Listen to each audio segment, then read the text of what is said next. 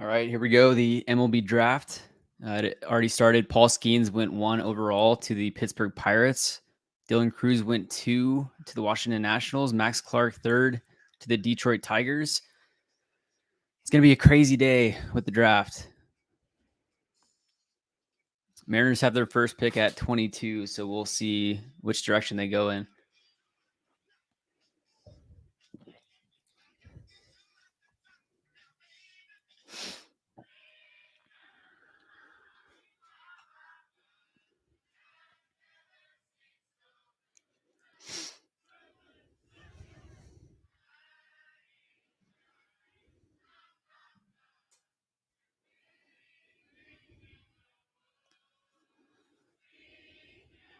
Let's see here.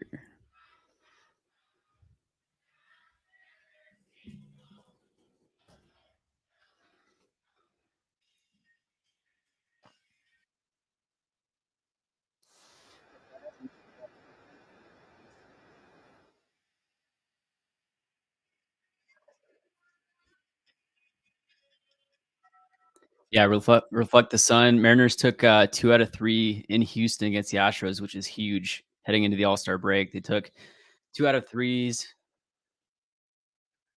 2 out of 3 against the Rays, 2 out of 3 against the Giants, and then 3 out of 4 against the Astros. So, solid way to go into the All-Star break.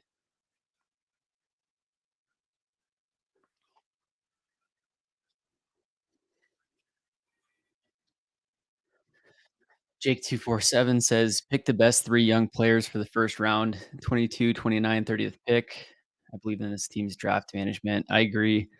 We'll see who's on the board at those picks, but yeah, it's kinda like you just gotta pick the best players available. So talking to Ryan Divish this last week, it sounds like it's highly likely that they'll be taking, high school bats. We'll see if they take one college bat, maybe an infielder somewhere, but we'll see.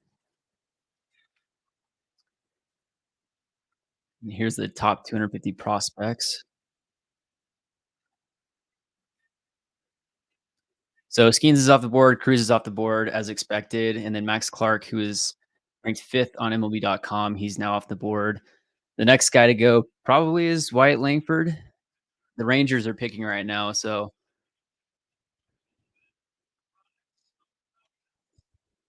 let's see.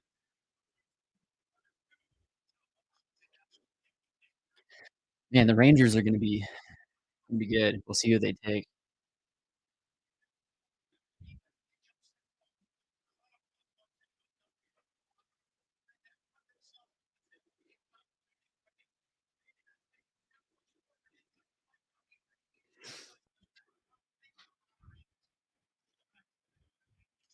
Okay, looks like I'm a little behind. So the Rangers took Wyatt Langford, who's an outfielder from Florida.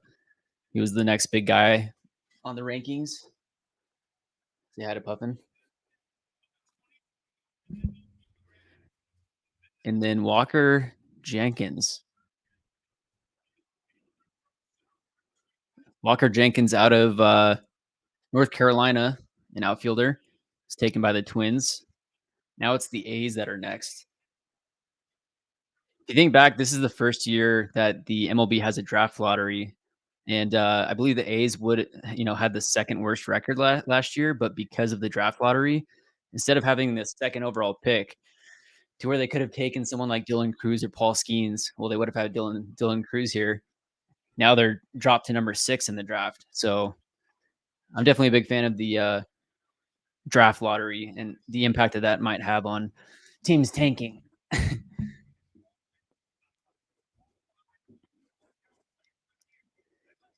Thank you for the super chat. Reflect the Sun. Thoughts on trading any picks for a veteran bat? So the thing is about trading picks, you can't really trade picks in Major League Baseball unless you're trading a compensatory pick or the PPI pick. And so the Mariners have the 22nd overall pick was due to their standings last year. The 29th overall pick was due to Julio Rodriguez winning the AL Rookie of the Year. So that pick can be traded. Also, the 30th pick, which is compensatory round A picks based on revenue sharing and how many or how much basically money people are getting on revenue splits. So 29th and 30th picks can be traded. Scott Hunter, during his availability last week, the question was asked, if he was expecting Depoto to trade one of those picks. And Scott said Jerry knew that he would have been crying, if they would have traded one of those picks because this is, one of those picks is extremely valuable. So it has a lot of weight, especially with how deep this draft is and just the talent that is there. Because if you think back, there was COVID in 2020, which shut down a lot of players' high school seasons. Some of those players would have been potentially drafted. Let me do this real quick. Some of those players whose high school season was shut down, they might have, been drafted if they had played or continued that season.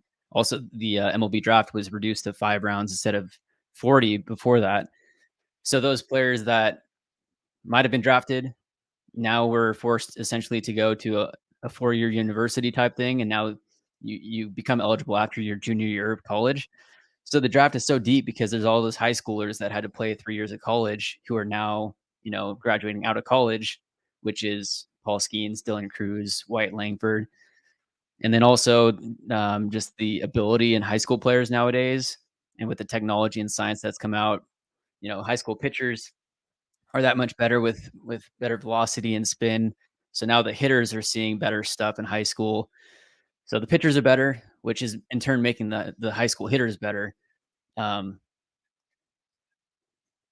but I mean, trading a pick for a veteran bat, I don't see them trading a pick because you might as well just draft that player, and then you have that the value that the player has themselves as a trade piece potentially. So I don't think they'll trade any picks, but you might see. We'll definitely see some trades, in the next month. The trade deadline is August 2nd.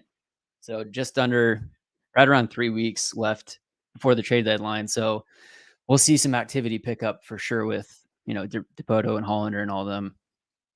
But the Mariners definitely do need at least one more bat. That's for sure. So thank you again to Reflect the Sun. Who do you guys think the Mariners will take? So A's are up right now. Let's go back and look through the top draft prospects. I'm kinda hoping that, Tommy Troy, it's doubtful that he would fall down to the Mariners spot at 22. He's ranked 17. He's a shortstop at Stanford. I had seen this guy, the past few years in just highlight reels, and he plays with a lot of character and energy. And, if we could bring in a college bat, like a shortstop, or, that's further along than a high schooler because there's obviously going to be some need at second base, potentially third base. Once Eugenio Suarez is gone in a couple years, and then Colton Wong, we got Caballero there, but what's the long term solution? And then talking to Divish, it sounds like he thinks that Cole Young might make a big jump. Whether he's making his debut next year or the year after, that would be big to have Cole Young in the infield as well. So it sounds like the A's pick is in.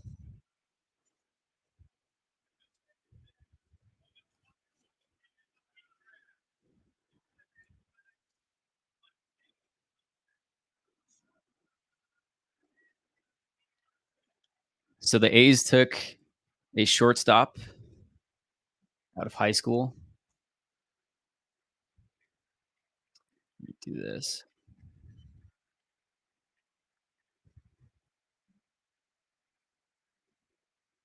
They took Jacob Wilson, shortstop. So Jacob Wilson, he was ranked 10 out of Grand Canyon.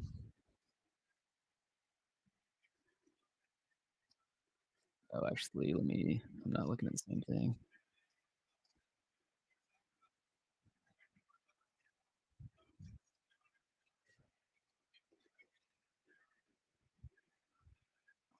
So Jacob Wilson was ranked 10th overall. He's a shortstop, 6'3", 190.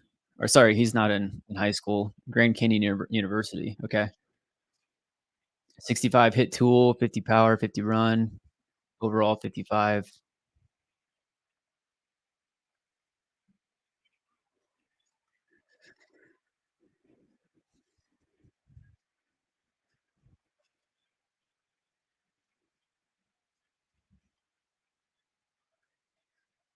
So next up is the Cincinnati Reds,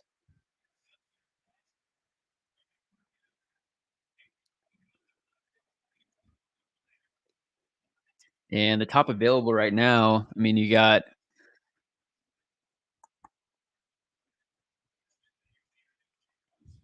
Mike Stone, you got Rhett Lauder, who's a pitcher out of Wake Forest.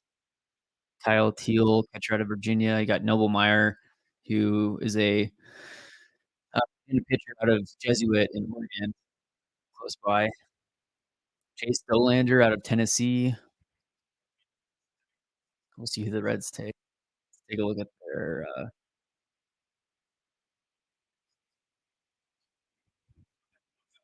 see where the Reds prospect rankings are at.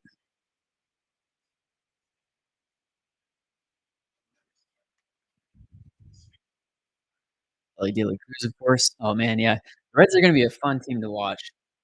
Partly because I mean they just have a lot of exciting players, but then also you got former Mariners Noelvi Marte. He was just promoted to AAA a couple weeks ago. You could very well see Noelvi get his call to the big leagues later this year if they make a run for it and they need him, or at the very least, opening day next year, he could be starting for the Reds at third base, which would be cool to see. Ellie De La Cruz has been playing third base a bit for them, but he would likely move to shortstop once Noelvi's up.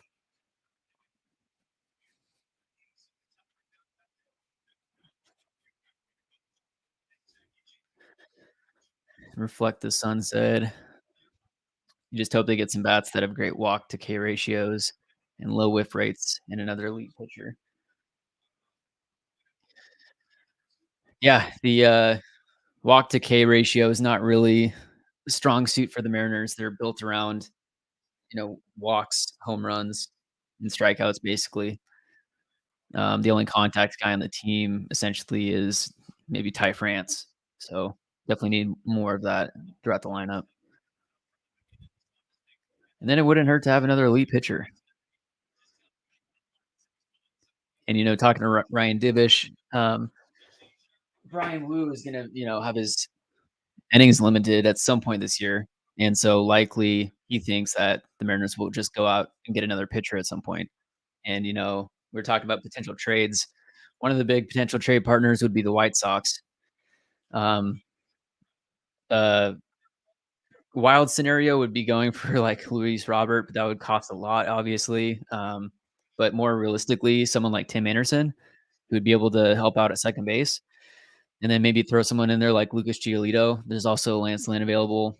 He hasn't been as good as Giolito this year, but if you can, yeah, if you move Brian Wu to the bullpen, or if you have to shut him down completely, then you can bring in a Giolito type guy and replace him. I mean, that's a solid spot to be in. Some solid gets. I'm not sure what the cost would be of that, but so the Reds top prospects, you got Ellie Noelby, Edwin Arroyo was another Mariner prospect. It looks like they're pretty stacked in the middle infield. They've got a few third basemen, shortstops. Got Connor Phillips, who was a Mariner guy before.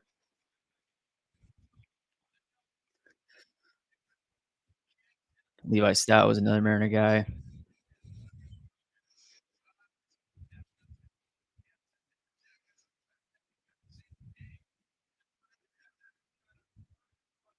Yeah, we'll see who the Reds take. Man, my camera keeps shutting off. Reflect the Sun. So does that mean that Wu shut down for the year? Yeah, he's been really electric. And you look at his baseball savant numbers. He's got. I'll pull it up in a second, but the Reds are picking right now.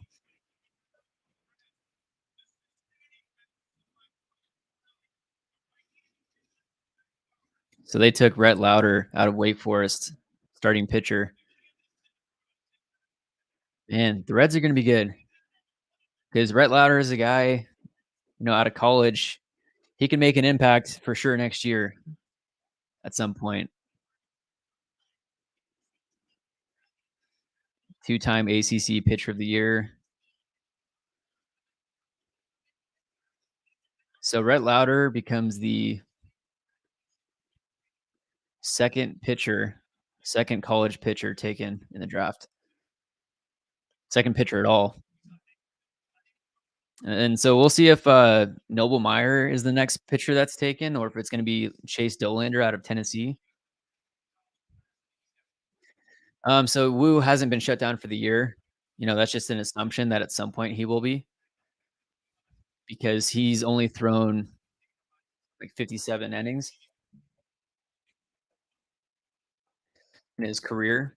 That's the most innings that he's thrown.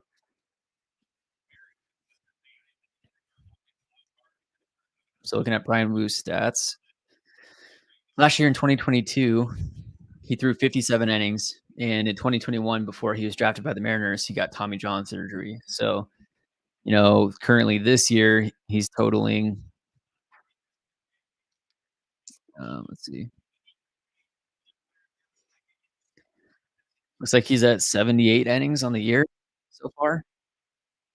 So I mean, he's already set a record for how the most innings that he's thrown in his career in a season.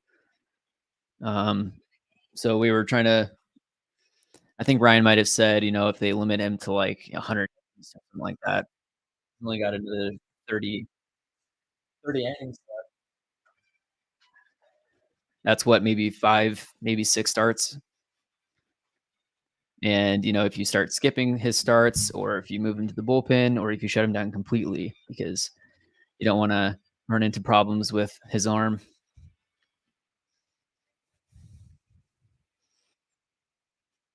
But then let's look at Brian Wu's Savant page.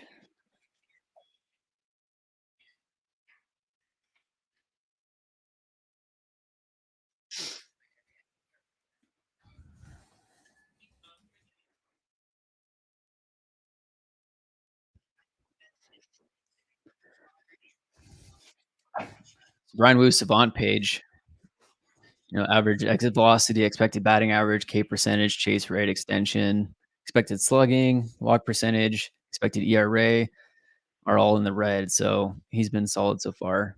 Fastball is averaging 95. It's not picking up his. Okay, so it does pick up his sinker, and then it's also registering a cutter on top of a slider. But yeah, that combination of the four seam at the top of the zone, sinker at the bottom of the zone.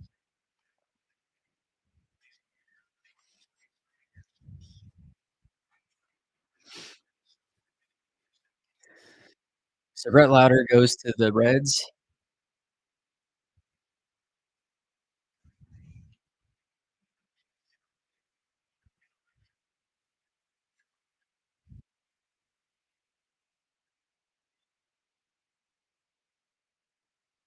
Let's see here.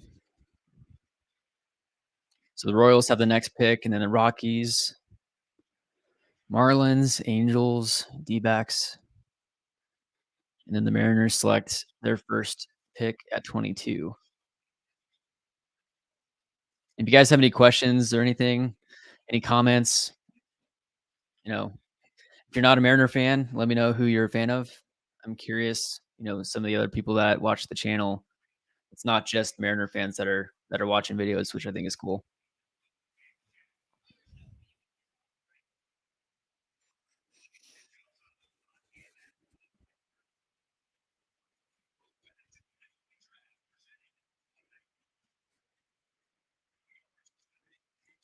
Let's see, I'll just do this.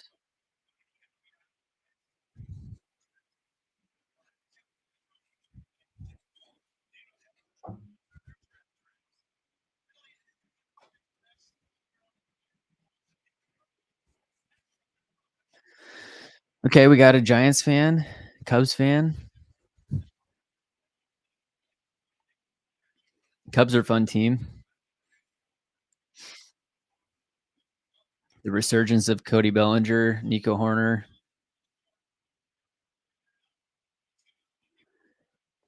All right, the Royals are picking right now.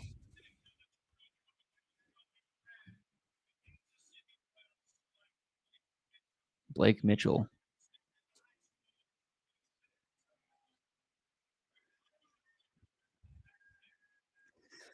Let me see.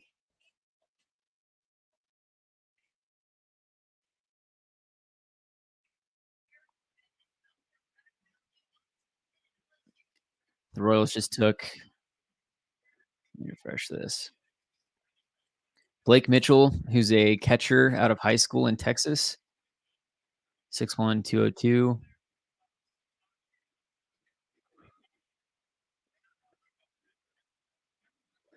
The headline says that the Royals are hoping that Blake Mitchell can one day be the successor to Salvador Perez. Those are pretty big shoes to fill.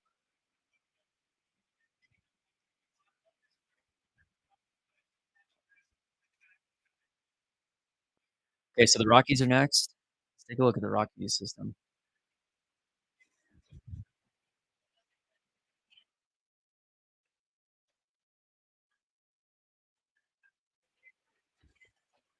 In his draft class when you look at what the prep options are. Yeah, Melanie, thank you. Sounds like Blake All right, was the top catcher in the draft. Obviously, available. you saw this coming. Yeah, not a surprise. Not a surprise Not a to surprise at all. This is elite hitting ability, power to all fields. He gets in a squat better than any catcher I've ever seen. He's got elite throwing arm. Ever seen? Yes. If the hitting thing doesn't work out, and I have no reason to believe that it won't, you could also put him on the mound, and he might.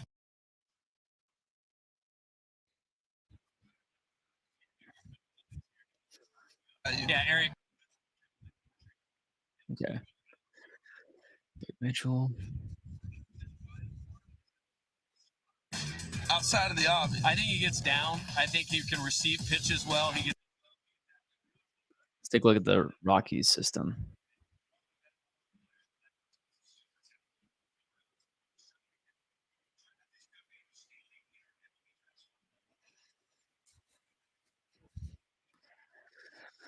The Rockies, they have a ton of guys. Man, so their top prospects, the highest ranked, the furthest along prospect for the Rockies, the only top prospect that's in AAA is down at number 17, which is a pitcher. They have one that made his debut, another one in AAA. So it looks like the Rockies have a young farm system.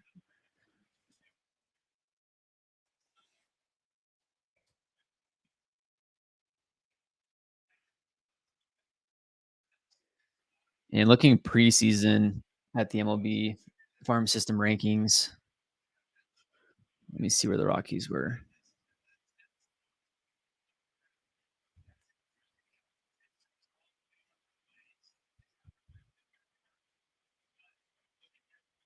Rockies were 14th ranked farm system. Am I surprised that there's only 2 pitchers taken so far, or is it fairly normal in MLB drafts? It really depends on who the top arms are, or the top prospects. Like Paul Skeens went 1 overall because he was clearly the best pitcher available, or player in the draft. He's got, he could help out the Pirates tomorrow. He could strike out major leaguers tomorrow. But realistically, next year, at some point next year, you'd think that he'll join the rotation for the Pirates. I don't know. The Pirates had a lot of top pitching prospects in the past that they've seen go to waste. Garrett Cole, Tyler Glasnow. They traded Shane Baz, Joe Musgrove, all these different guys. But they have succeeded with Mitch Keller now. And then you add in Paul Skeens to that. Paul Skeens, Mitch Keller 1-2 is pretty ridiculous, especially with how Keller is doing this year.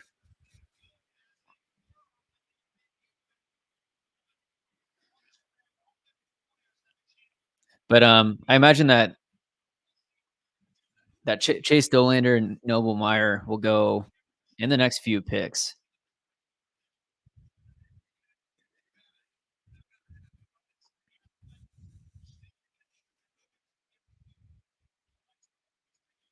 I'm trying to go back.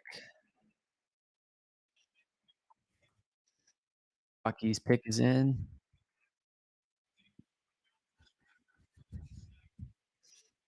Go to the. Okay, so there we go. Chase Dollander went to the Colorado Rockies. So that's the 3rd pitcher off the board.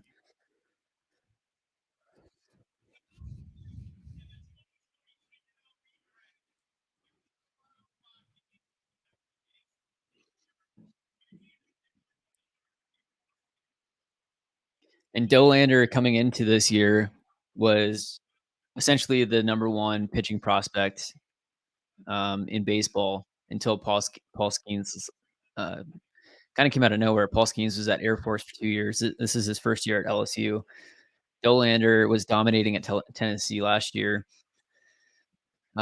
This year he didn't do as great, which dropped him down a little bit. And then, of course, you got Paul Skeens on top of that. But yeah, Chase Dollander, fastball up to 99. He's got the slider. He's got comps to DeGrom with that fastball slider combo and just kind of how they look on the mound, their deliveries.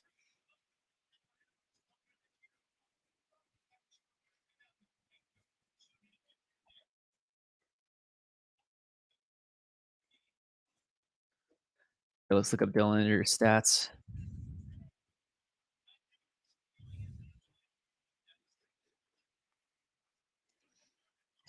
So yeah, last year for Tennessee, Chase Dollander over 79 innings had a 2.39 ERA, a .797 WHIP, 12.3 strikeouts per nine, and a 1.5 walks per nine. This year, his ERA more than doubled. His WHIP, went up by a half a point, which is a big bump up. Strikeout per nine was right around the same, and his walks per nine doubled. So that dropped him down a little bit, but he still went 9 overall to the Rockies this year.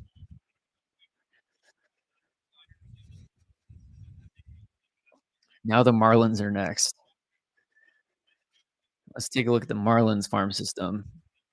The Marlins might have one of the best rotations in baseball, like as soon as next year. I mean, you guys have seen Yuri Perez with what he's done with the Marlins so far. You've got Sandy Alcantara, Jesus Luzardo, Taylor Rogers when he's healthy. Let me take a look.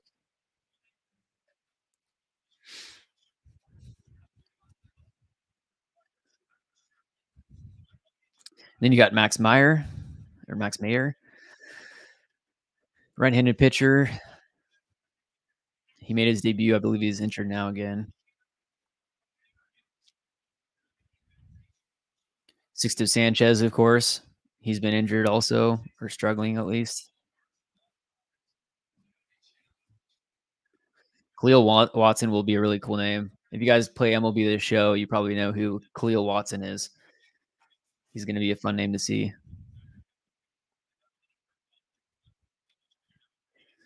But you go to, let's see.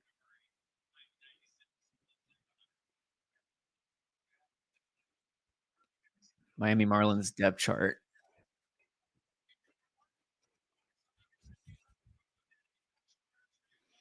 Sandy Alcantara, Jesus Luzardo, Edward Cabrera, Trevor Rogers, Braxton Garrett has been really good. Then you got Yuri Perez.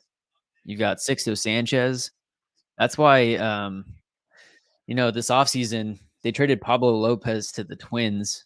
Pablo Lopez was a great pitcher. They traded him straight up for Luis Ariz, who's now, leading the National League in batting average. But they got rid of Pablo Lopez, and they still have one of the best rotations in baseball for the foreseeable future.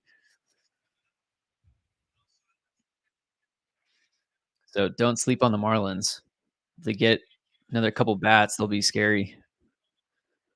Khalil Watson, let me see.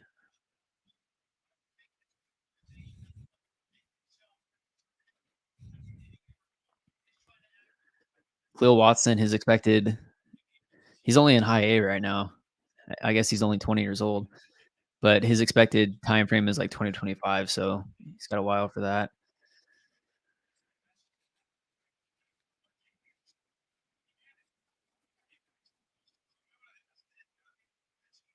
Jake247 says the Mariners must get hitters. 2023 MLB draft and trade deadline both. Definitely for the trade deadline. And, I asked this question with Ryan Divish also because it's always said that the Mariners' depth is at pitching, but you look at the current prospect rankings or the other I'll pause that for a second because Marlins are picking right now. Okay, the Miami Marlins took Noble Meyer. Man,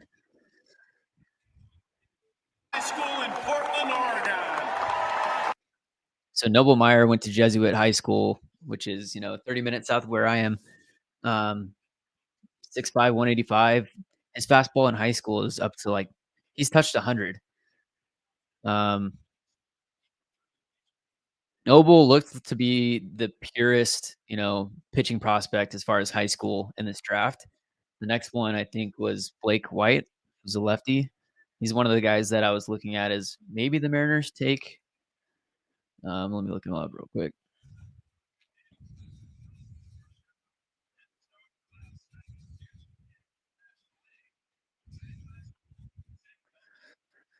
Sorry, Thomas White.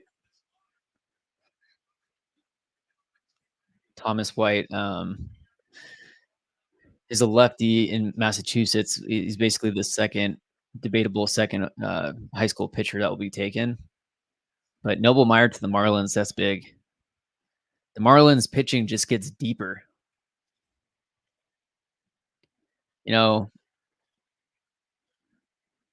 Geez. Noble will likely shoot up the prospect rankings in the farm system for the Marlins.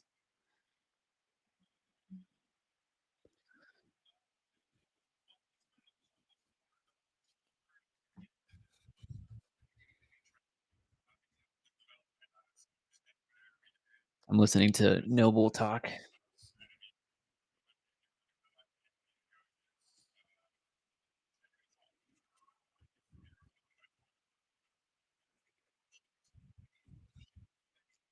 Angels have the next pick.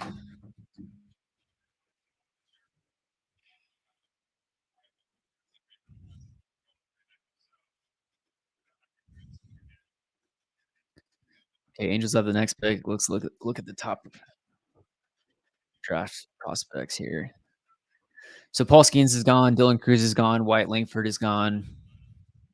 Walker Jenkins gone.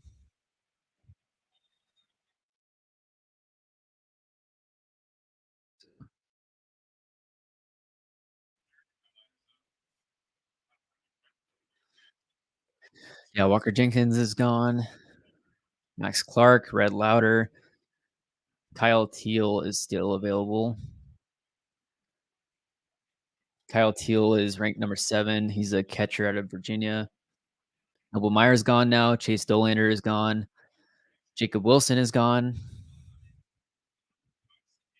The Angels are next. Blake Mitchell's also gone.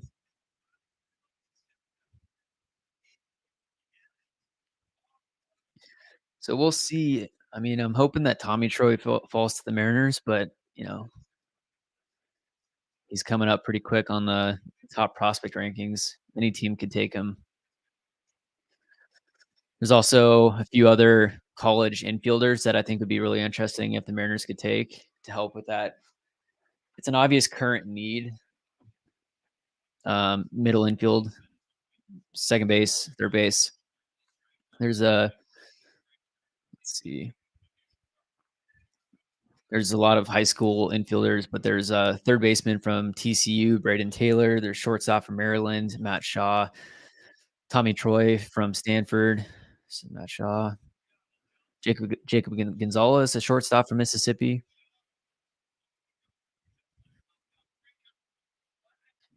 And apparently they're comparing Noble Meyer to Logan Gilbert as a comp, which seems pretty accurate. They're both, tall, lanky dudes, topping out around 100 miles an hour. Noble probably has really good extension.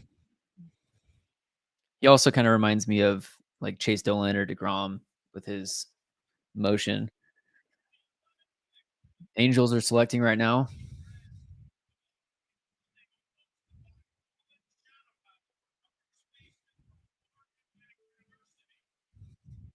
Interesting. The Angels just took Nolan Shanuel. Nolan Shanuel, a first baseman out of FAU.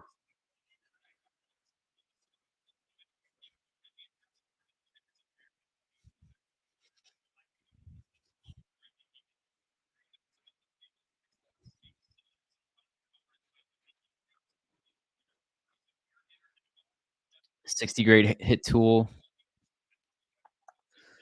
Next up are the D-backs. D-backs have come out of nowhere, surprised a lot of people.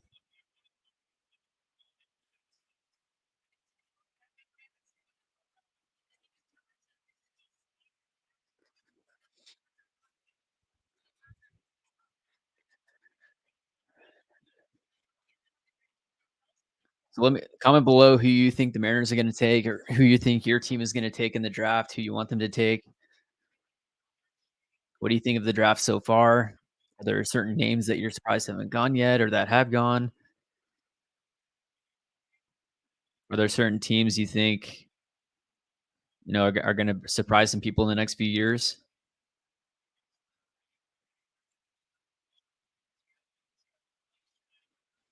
But the Diamondbacks are next.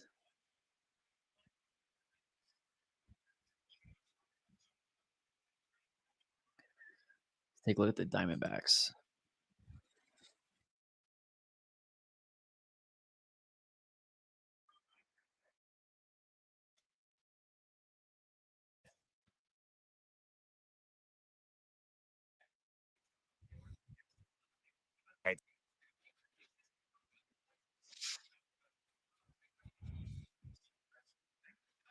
D-backs. So their top prospects, you've got Brandon Pfaadt, however you say that. He's made his debut. Blake Walston, another pitcher. Blaze Alexander.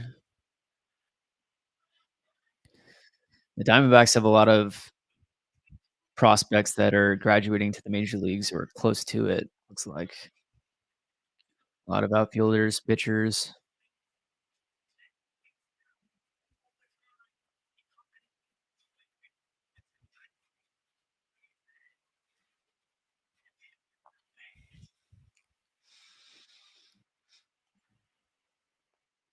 I'd be really curious to see when Paul Skeens and Dylan Cruz, Wyatt Langford, all those guys come up and make an impact on their major league teams. Rhett Lauder as well.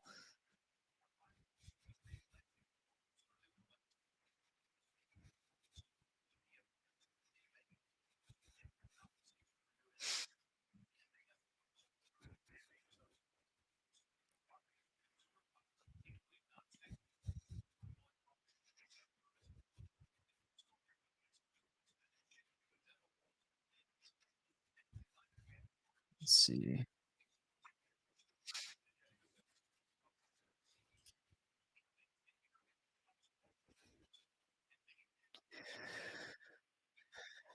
I'd love to be a fly on the wall in any of these draft rooms, just seeing the experience of what it looks like during the draft.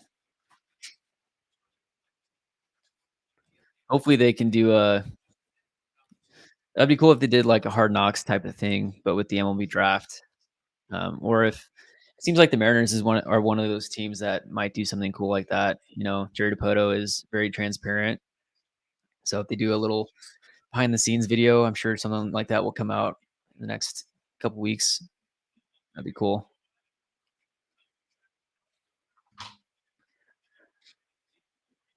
It'd also be cool to be in Seattle right now, but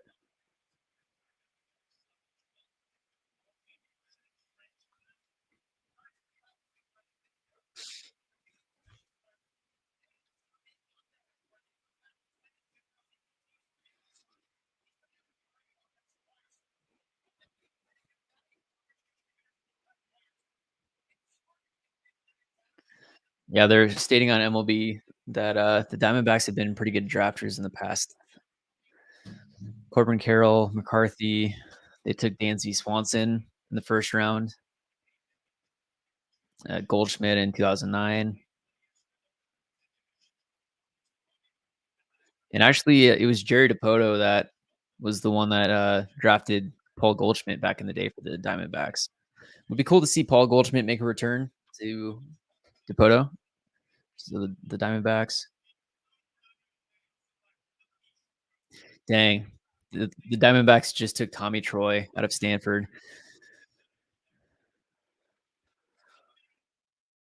Tommy Troy out of Stanford. He's the guy that I mentioned that it would have been really cool to see him fall to the Mariners, but obviously not. Plays with a lot of energy. He's an unbelievable Got athlete. wheels, He can got a good reverse hit tool dunk and a power. basketball, but how he moves so athletically allows him to get to the power in the game a lot. Good defender. I think it'll be short.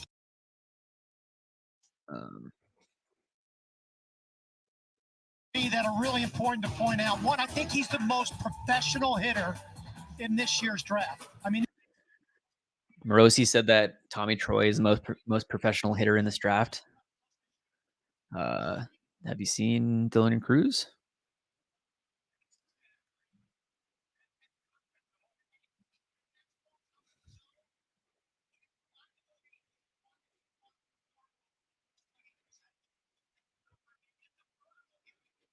Apparently, Tommy Troy hit 505 with the 1.0 something OPS on fastballs in the top third of the zone this year.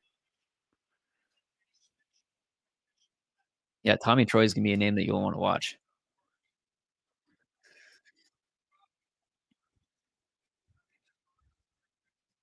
Next up in the draft is the Chicago Cubs.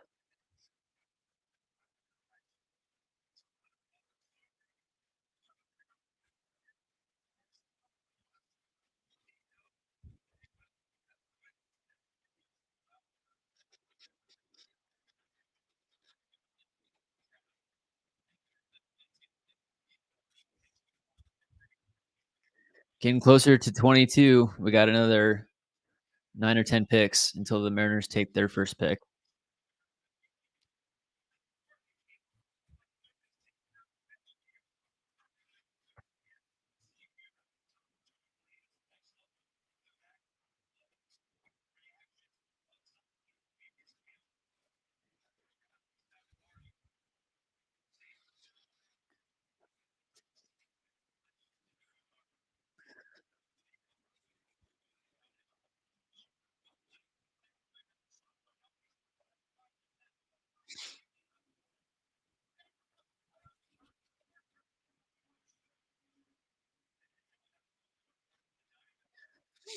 Comment below if your team has drafted someone yet or not.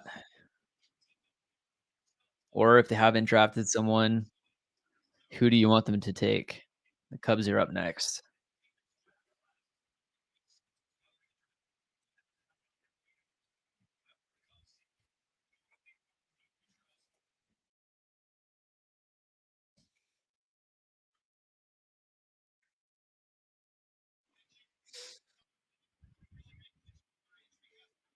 really anxious and curious. Okay. And so the Cubs take Matt Shaw, who's a shortstop out of Maryland. So you've had, three college middle infielders taken now.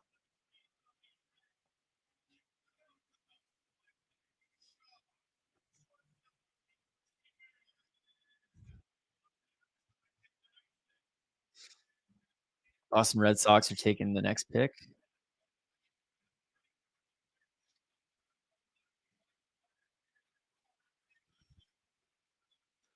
So Tommy Troy, Matt Shaw. I'm kind of hoping that the Mariners take a college bat, the first one, and then go high school after that. Unless there's, some high schoolers that they're super, super big on. So Jacob Wilson is gone. There's these top college bat or high school bats that are still available. Let's see.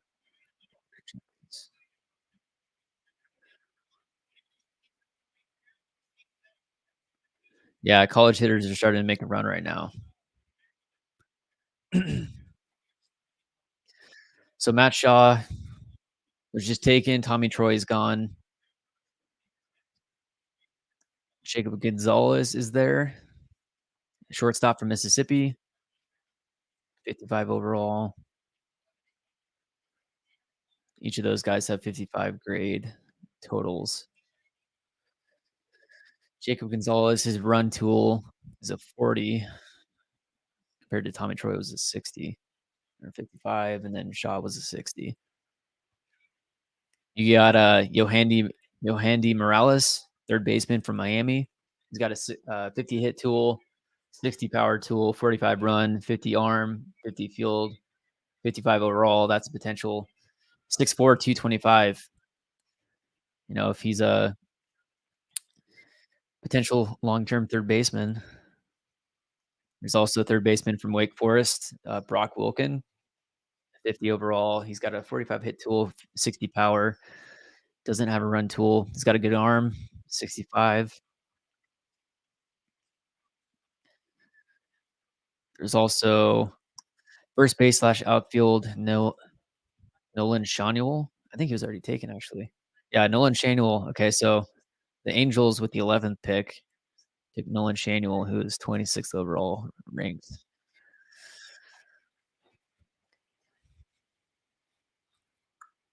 So there's Brock Wilken available.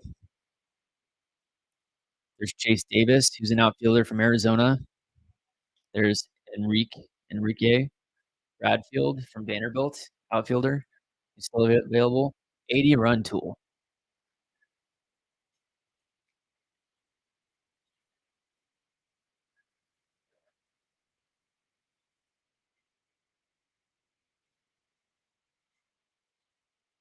Let's see.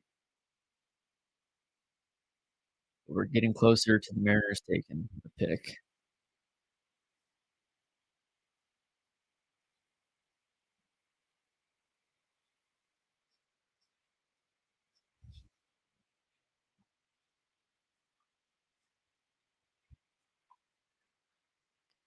Red Sox are selecting next.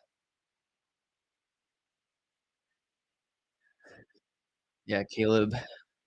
Teams are clearing out college hitters early. That's starting to be the case.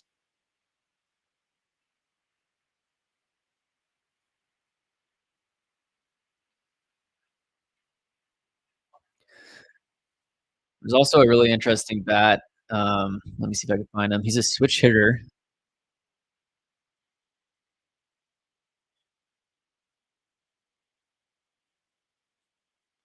He's like 6'7". He's a high schooler at 6'7", switch hitter. Let's see if I can find him.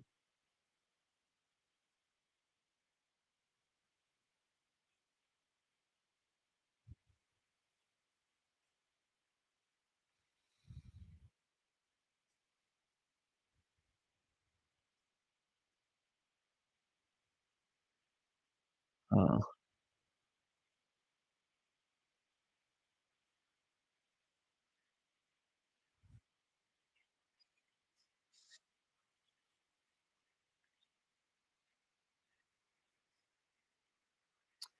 okay, I guess he's not a switch hitter. Let me pull him up here. 52 prospects. Bryce Eldridge would be an interesting guy. Or he's a two-way player is what I meant, not switch hitter. Bryce Eldridge.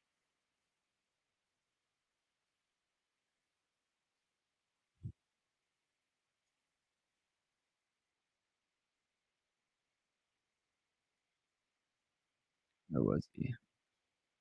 23. Bryce Eldridge. This is an interesting guy. So he plays first base, and he's also a right-handed pitcher.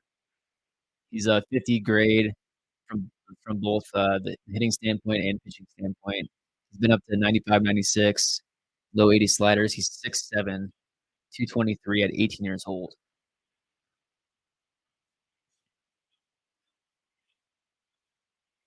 Okay, so the Red Sox just took Kyle Teal, who's a catcher out of Virginia. So Skeens, Cruz, Langford, Jenkins, Clark, Louder. Teal is now gone. Noble Meyer's gone. Dollander, Jake Wilson. So there's a couple high school bats that are ranked 11 and 12.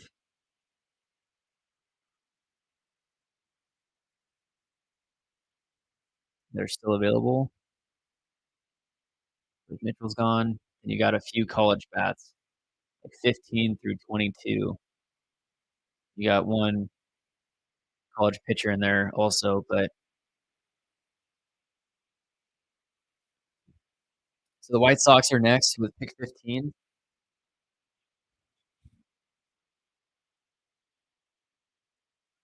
So the Mariners are 8 picks away.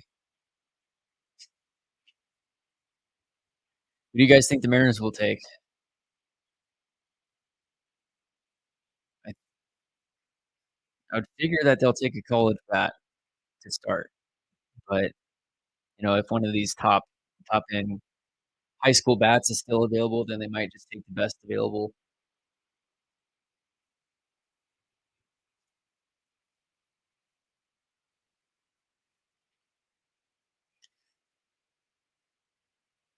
Yeah. Or if Thomas White's there, he's a high school lefty. I know people, wanna take bats, but if either Bryce Eldridge or Thomas White would be very interesting. Also Charlie Soto is a high school pitcher.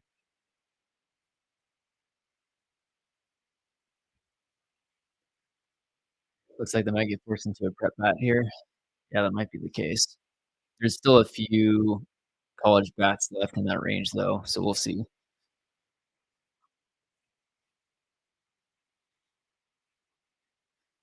And you look at the Mariners' strength as far as development is concerned. Like, clearly the development strength is pitching. In the current rotation, Logan Gilbert, George Kirby, Brian Wu, Bryce Miller were all drafted and developed by the Mariners. And they're now producing on the major league level. As far as bats are concerned, Cal Raleigh. I'm trying to think who else. Of course, Julio Rodriguez was signed as an international free agent by the Mariners and then developed and turned into what he is now, or at least they saw that.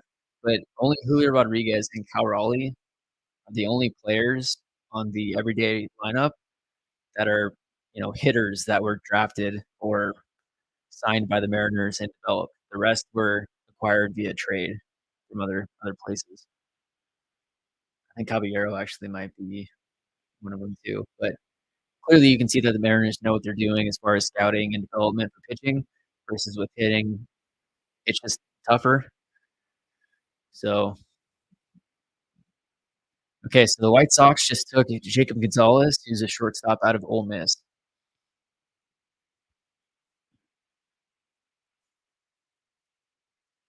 Okay, so not sure already taken. Yeah, so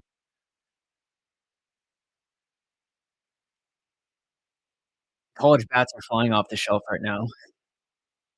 The A's took Jacob Olson, a shortstop out of Grand Canyon.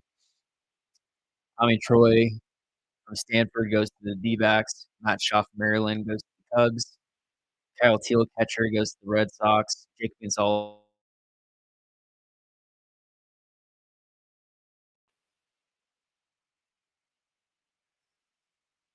Now we're looking at Yohandy Morales is a third baseman out of Miami. The other college bats in this range are Enrique Bradfield Jr. out of Vanderbilt and Chase Davis out of Arizona.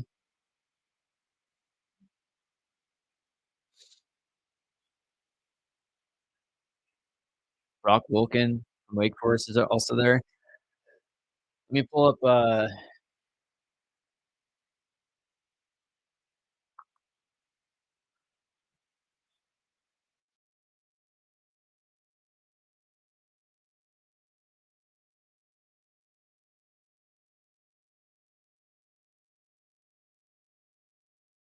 Ryan Divish posted something on Seattle Times the other day talking about a few different options. Let me see if I can pull up that article, see who they predict Mariners would be taking, or a few different names that we might see.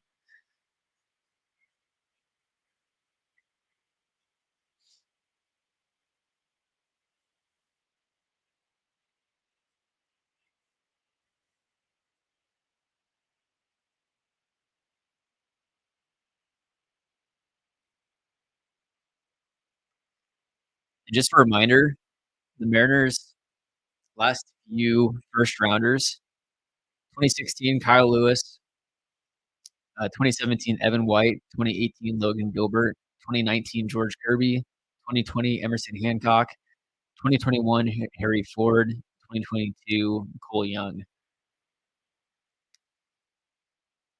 And let's see here.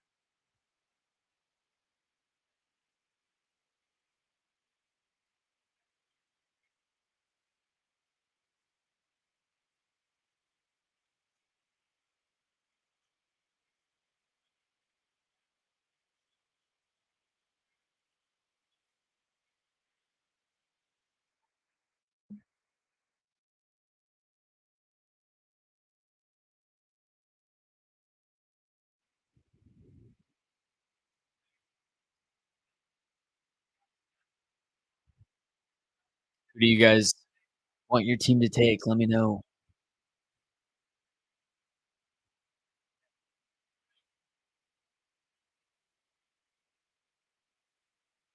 Also, after this, go check out the player profiles I made on some of these guys: Paul Skeens, Dylan Cruz. I made one on Noble Meyer, Chase Stolander. There's some interesting stories. AJ is at the MLB Draft. That's awesome. You're on the field right next to the stage. Well, tell everyone hey for us. That's cool. You're watching YouTube and you're on the field right now? It's dedication. Okay, let me see. All right, names you should keep an eye on before the Mariners select. Let me change to this one.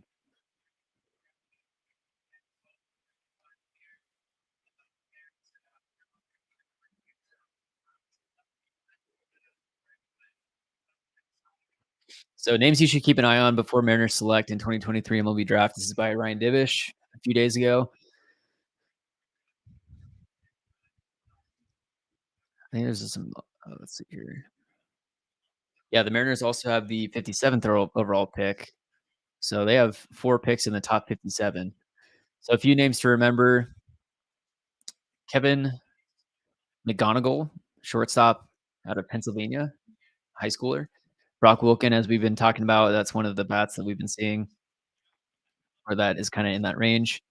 Braden Taylor is still available. Braden is ranked. Okay, yeah, 15th. And then the rest of the names are high school bats.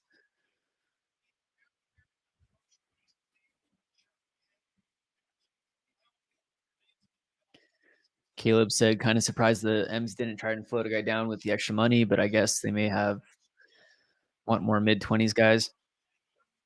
I'm curious, with the whole like negotiating before a draft to offer someone more money if they get floated down. I really don't understand how that works because that sounds like tampering.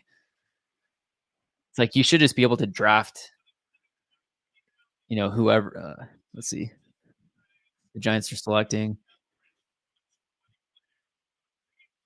Okay, the Giants just took Bryce Eldridge, who's that guy I was talking about. He's 6'7", a left-handed first baseman, but he also is a starting pitcher from the right side. He's up to 95, 96. So that's another potential Ohtani guy. He's 6'7", 223 at 18 years old. So that's just like that's an interesting pick right there. That'll be a fun name to watch.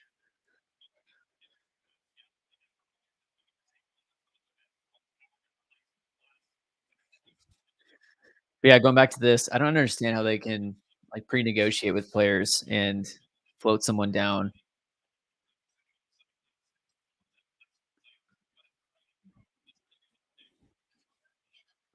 Let's go back here.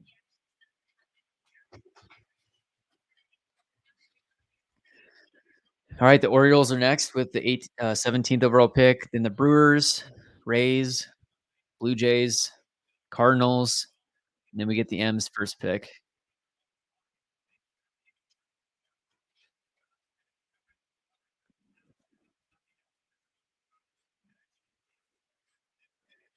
And then going back to over here. So all these guys are taken. The top 10 are taken. Arjun Nimala, who's a shortstop out of Florida, is the next highest ranked prospect. He's a shortstop out of high school, 17 years old, 6'1", 170, 55 overall. He's got good hit, power, run, arm, and fielding. Colin Houck, I believe, is still available. Yeah, so Colin Houck is available. He's a shortstop out of Georgia. He's 18, 6'2", 190. He's got a solid arm.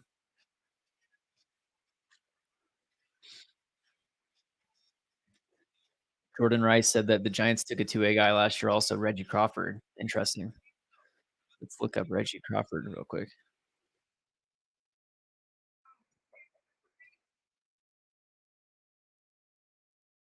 Let's see if he's still going two ways. Okay. So far this year, okay, so in high A, he only has 18 plate appearances this year in high A, 250 batting average. He's got a home run.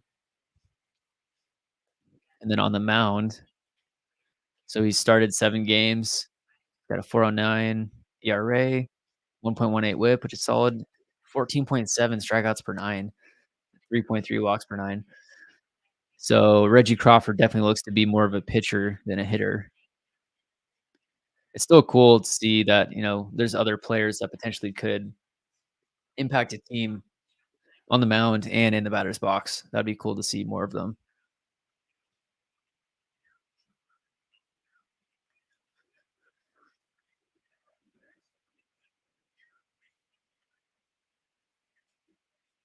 And Caleb says, yeah, it's kind of weird. Different than every other draft as far as being able to float guys down. Yeah, that doesn't make sense to me. My goal is to, be able to have a sit down interview with Justin Hollander or Jerry DePoto at some point. At some point this offseason for sure. That's my goal. And those are some of the questions that I want to get into and really get into the details of what it's like to be a GM of a baseball team or the president of baseball operations, and all the different rules that are implemented with the new CBA from last year, all these different things.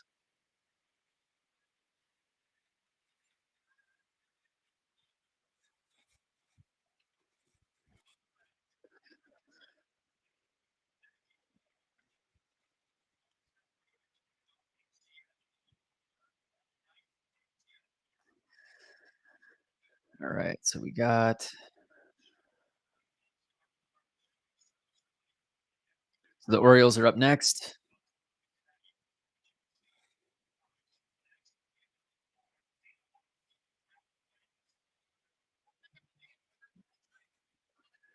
And so the last 6 drafts for the Orioles, DL Hall, Grayson Rodriguez, Greiner, Adley Rutschman, Jackson Holiday, among other guys. The Orioles are going to be very good also.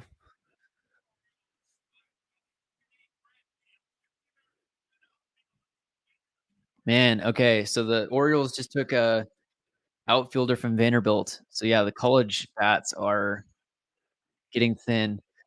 Enrique Bradfield Jr. I'm on the wrong screen here.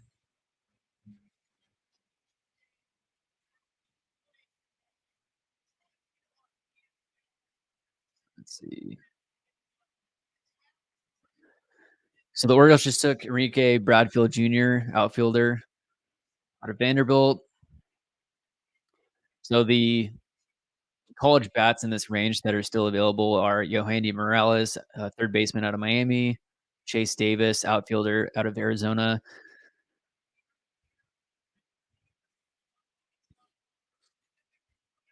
Brock Wilken.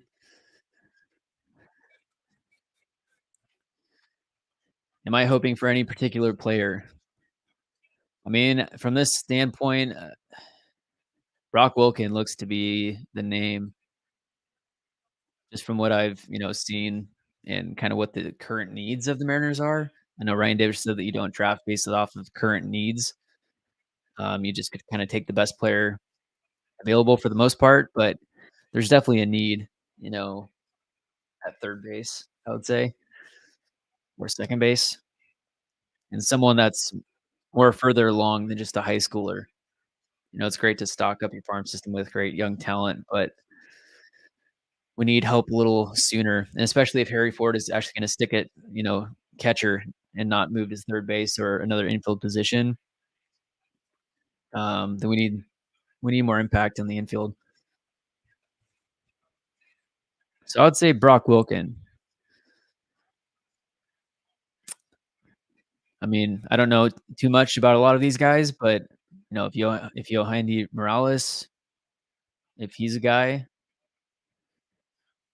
I just hope that they take a college bat with this pick.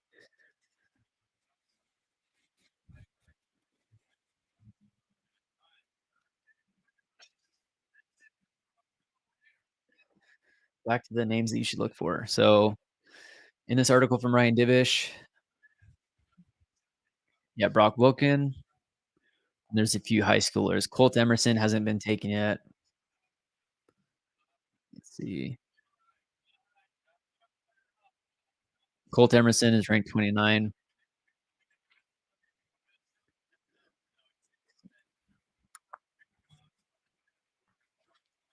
Aiden Mitchell is a third baseman out of high school.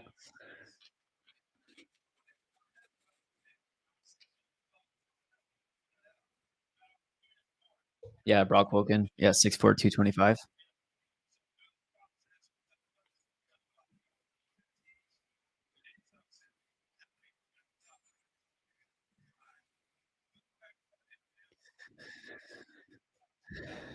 Yeah, so right here, Wake Forest, Brock Wilken. Yeah, 6'4", 225. He's got a 60 power tool, which is really good. He's not a runner, but at third base, you don't need to be. He's got a great arm, 65 grade arm. 45 hit tool, 45 field.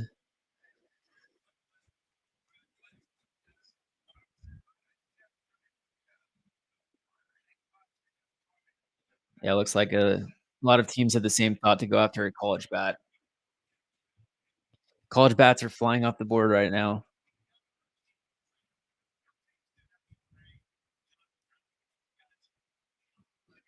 Let's see. Yeah, so 1, 2.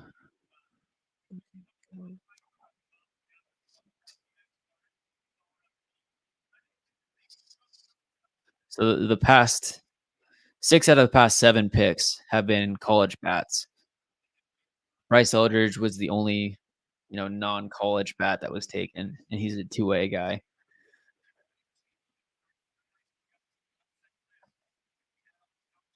AJ, are you still on the stream right now? Apparently, AJ's on the field next to the stage. So if that's so, then let us know what your thoughts are of the draft experience in Seattle so far. Oh man, the Brewers just took Brock Wilken. Man, so there goes Brock Wilken. So he's gone. Dang. So back to the drawing board. I guess the next guy potentially is Yohandy Morales. That's the thing is like you just don't know what's actually going to happen or who they're going to take.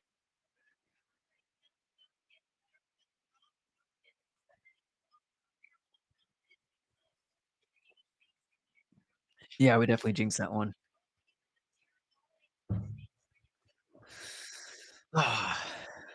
um, who else? I mean, they might just go 3 high schoolers, I guess.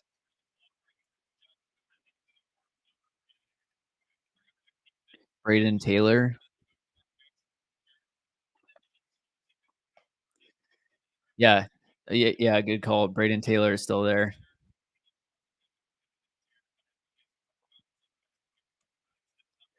I mean, since we just talked about Braden Taylor, he's probably going to be drafted next. But I mean, he's obviously a third baseman, college bat.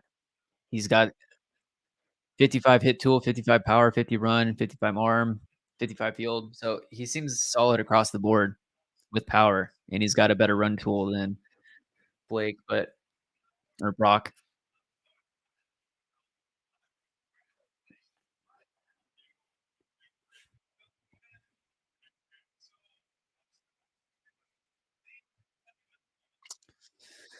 Man. All right, let's go through who has been drafted so far. So, of course, Paul Skeens went 1-1. Dylan Cruz went 2 to the Nationals. Max Clark went 3 overall to the Tigers. Wyatt Langford, outfielder from Florida, went to the Rangers. Walker Jenkins, an outfielder from high school, went to the Twins. Shortstop out of Grand Canyon University, went to the A's. Wake Forest pitcher Rhett Lauder went to the Cincinnati Reds. Reds are going to have some deep rotation in the near future also. Blake Mitchell, catcher out of high school, went to the Royals. Chase Dolander, a pitcher out of Tennessee, went to the Rockies. Noble Meyer, high school pitcher out of Portland, Oregon, went to the Miami Marlins at number 10 overall. Nolan Shanuel, a first baseman out of Florida Atlantic, went to the Angels at 11.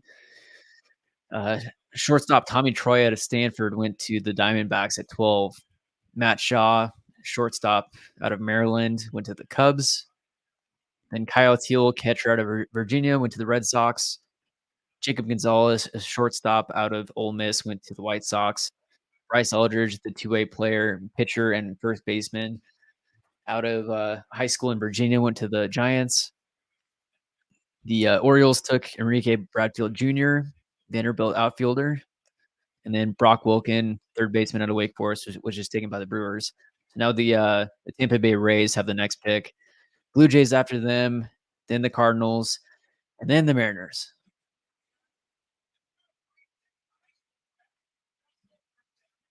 Yeah, Derek Spitzer. We should be looking for the best player available. Most prospects never get called up, and even less make it at the position they were drafted as. That's definitely true, and that's kind of the thing. It's just like, who do you see as the next best player? And like with Ryan Divish, how he was saying, you don't draft for current need on the team. You just draft for depth, basically, in your farm system.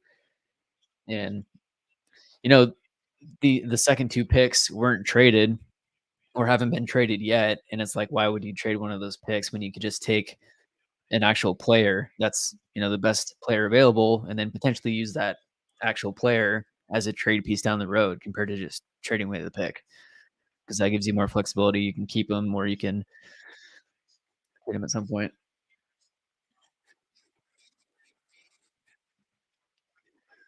Reflect the Sun says only 4 pitchers so far. As a novice keyboard warrior, it seems pitching is climbing in value. Yeah, I mean, I was also saying in my pre-draft video that if Thomas White was available to the Mariners at 22, because looking at prep pitchers, there was Noble Meyer was number 1, and then Thomas White was potentially number 2, the best overall. And so, you hear Dipoto and all these people talking about how deep, especially how deep it is from a position player standpoint. And so there's going to be a lot of depth. But let's see. But yeah, Thomas White right here. 6'5", 210, 18 years old. He's a lefty with a 60 grade fastball, 55 curve, 50 changeup.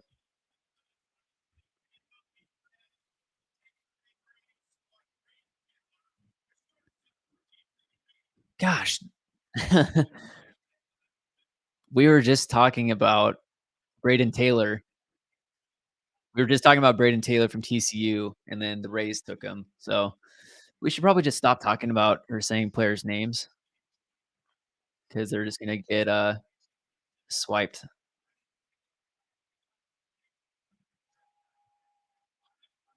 Let's see here. So, yeah, we talked about Brock Wilken, third baseman out of Wake Forest. And then we talked about Braden Taylor, shortstop slash third baseman out of TCU, and both of them taken back to back. So I guess let's just start naming players that we don't actually want the Mariners to take.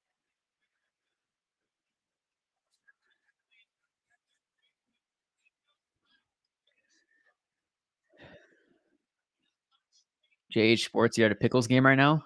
Nice. It's pretty wild down there. It's a fun time, though. Yeah, Sammy on tap. Appreciate it. I'm using StreamYard for my stream. And then, yeah, excited for these 3 picks for sure. And I need to find the stat, but it's been a while since, a team has had 3 picks, this far up or in the first round. And here we go, AM with some positivity. We're getting Domingo Ayala at 22. That would be a steal if we can get Domingo at 22.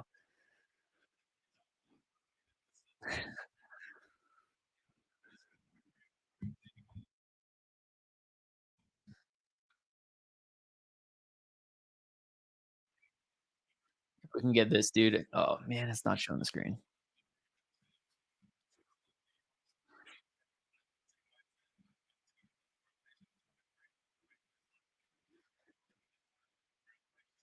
If we can get this dude at 22, that'd be huge. I mean, look at that leg kick. Oh, it's not showing it. Dang it.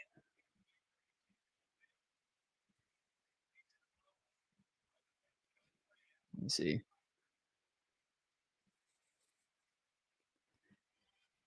Here we go. Domingo Ayala. Look at that leg kick. That's elite. That's 60 grade. That's 80 grade.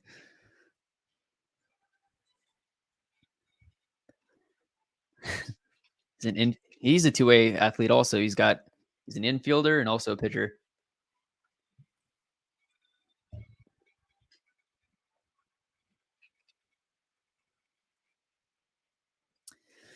Okay, let's see.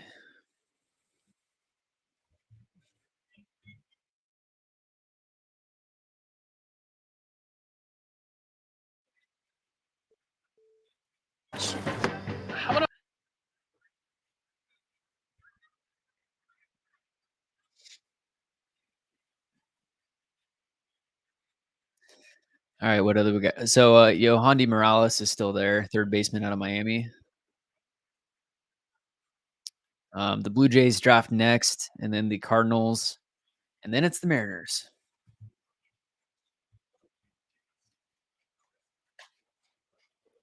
My camera keeps turning off.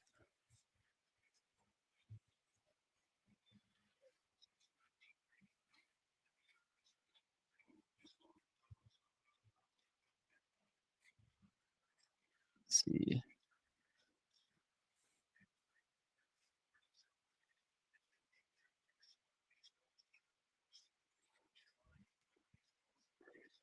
All right, so yeah, I mean Thomas White, he's the next high school pitcher that's up there.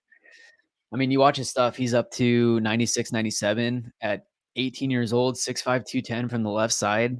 I think that's a lot of value right there. If you could, especially with the Mariners, pitching development, if you could take this guy who's already solid, have him in your rotation in 3 or 4 years,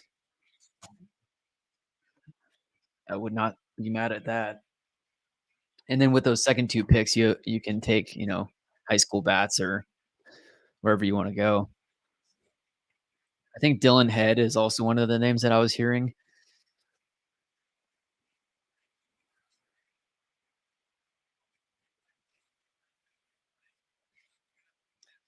Cool Breeze, yeah, so the Pickles play in the West Coast League, which is a college wood bat summer league, and, so there's, 1 second. Blue Jays. The Blue Jays selected Arjon Namala, who's a shortstop out of Florida high school. So it's the St. Louis Cardinals next, and then the Mariners. So yeah, the Pickles play in the West Coast League, which is a college wood bat league, summer league. And so there's the Cape Cod League, which is like the number one overall, summer league for college players to go and compete in. It's on the East Coast. There's one other one, and then there's the West Coast League, apparently, that are like the top three. And so I actually spent all of last week on Monday with the Pickles. I'm making a video about the Pickles and their league and kind of why you should go to a Portland Pickles game. And then also I'm doing one for the Richfield Raptors, who are also in the West Coast League, which is the same league as the Pickles. And it's teams all the way down to like Central Oregon. There's a team in Bend all the way up to Vancouver, BC. There's a few teams in Canada in that league. But yeah, definitely go to a Pickles game if you're in the area.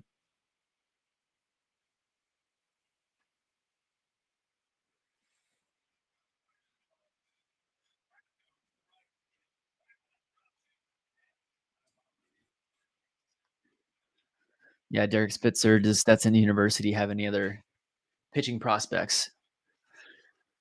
Well, we'll see. If they're there, then Dakota will take them.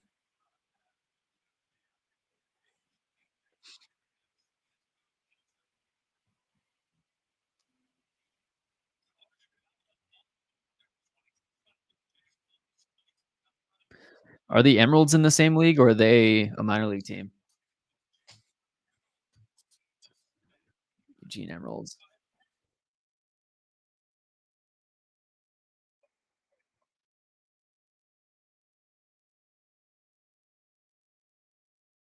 Okay, so the Eugene Emeralds are actually a minor league team.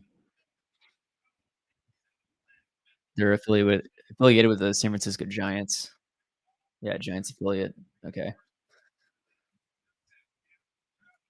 Also, if you're in the area, you should go to Hillsboro Hops games, especially now or coming up, because Drew Jones, the Diamondbacks' top prospect, is going to be in high A for the Diamondbacks relatively soon, and they play in Hillsboro. And the Aqua Sox come down to Hillsboro a few times a year, so you could see some Mariners prospects playing with Drew Jones and some of the top Diamondbacks prospects, and you'll see Tommy Troy, I'm sure, at some point soon in Hillsboro. Also, I'll have to go to a few games out there.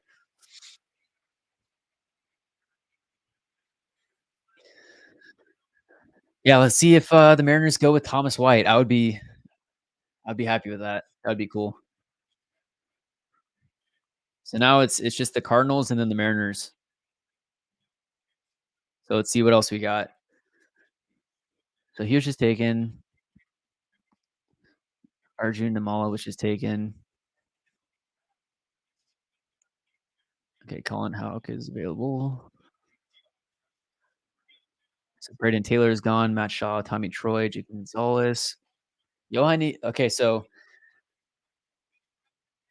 I mean, we'll see, but the two that I would be looking at would be Yohani Morales and Thomas White would be my two.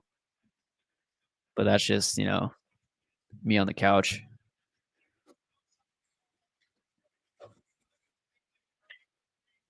Chase Davis would be good too.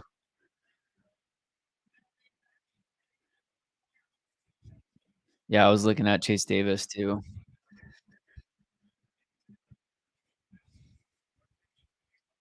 He's got a 60 arm, 55 power.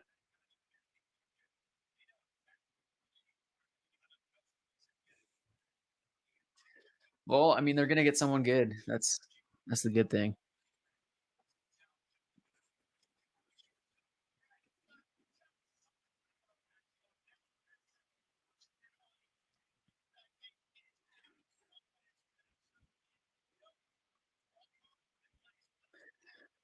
And then the next college bats are down here at Jake Jaloff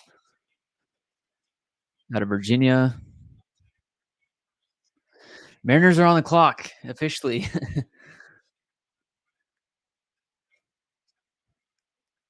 Dang. Okay, the Cardinals just took Chase Davis out of Arizona, so that name's gone now.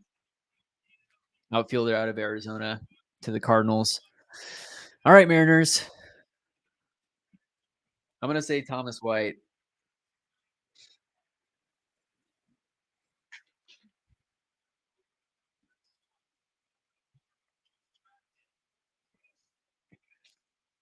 I'll go Thomas White because he's the next best high school pitcher available, and it's not just because he's got solid stuff. He's 18 years old, 6'5" from the left side at 18 years old, 96, 97. And then with those second two picks, you can go bats.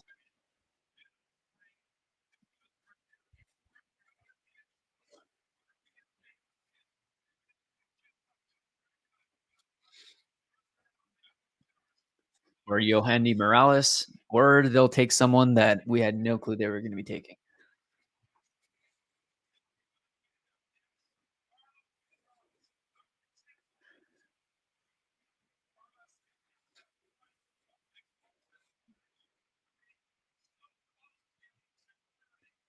Yeah, 6'5", 96, 97 in high school. Exactly. It's like, especially with our pitching development, it's like that guy is ready to go in probably 2 years.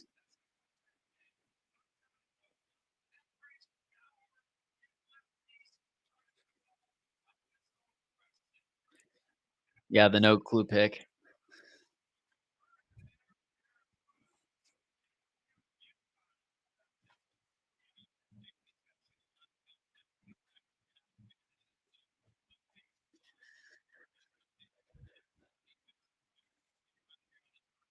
Do they take Jake Geloff, third baseman out of Virginia? He's also 60 power, 50 hit.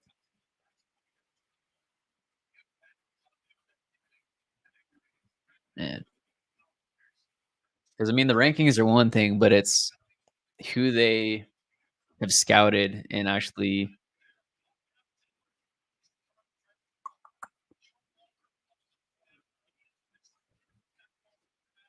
got spoiled on Twitter.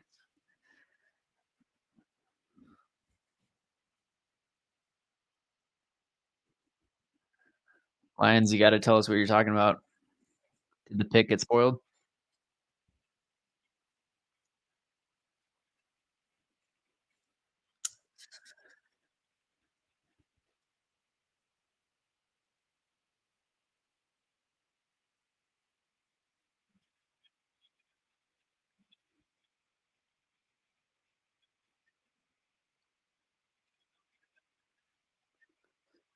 So apparently Lions knows who the Mariners are taking. I don't have time to check Twitter right now. Actually, I'm going to.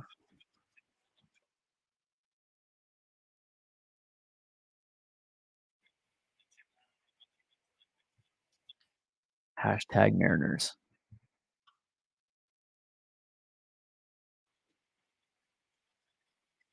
Shortstop Colt Emerson, Locked On Mariners, said that they're taking Colt Emerson.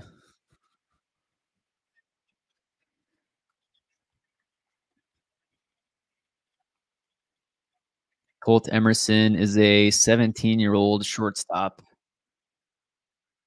Yeah, Colt Emerson, 17-year-old shortstop, third baseman out of Ohio.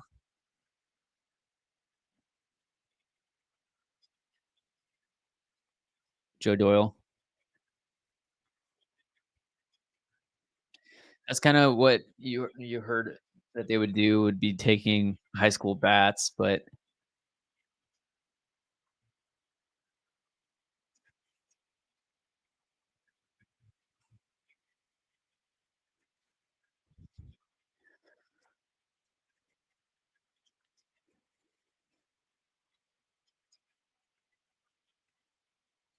Colt Emerson. Let's take a look.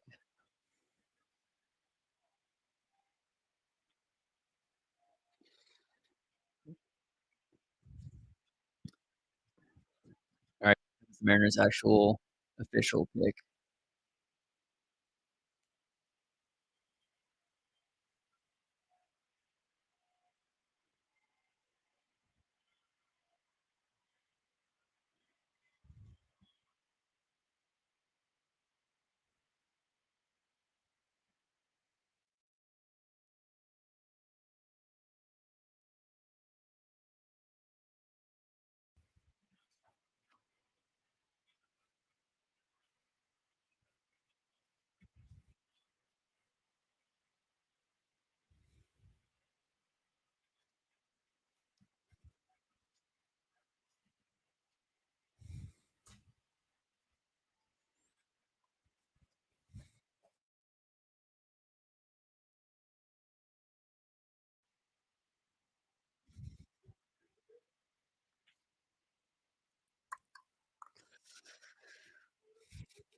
Okay, so back to Ryan Davis's article.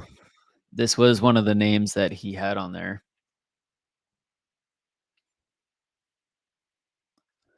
So Colt Emerson, he's a left-handed hitting shortstop who won't turn 18 for a few more weeks. Emerson has advanced bat to ball skills with the potential to add power because of his swing and athleticism. I want to say during my conversation with Ryan a couple days ago that I think he did mention Colt Emerson. I'll have to watch it back, but I think he had said that he's bigger, has more pop than Cole Young, and that potentially Colt might be able to like advance ahead of Cole Young. I think is what he had said. He mentioned one name. I forget if it was Colt Emerson or someone else, but I think it might have been him. Yeah, I don't know. I don't know if they go arm later. If Thomas White is there at 29 or 30, then you got to take Thomas White.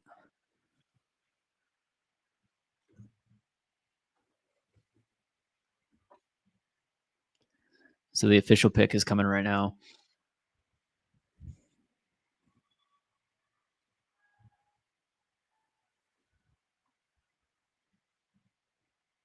Yep, they did select Colt Emerson.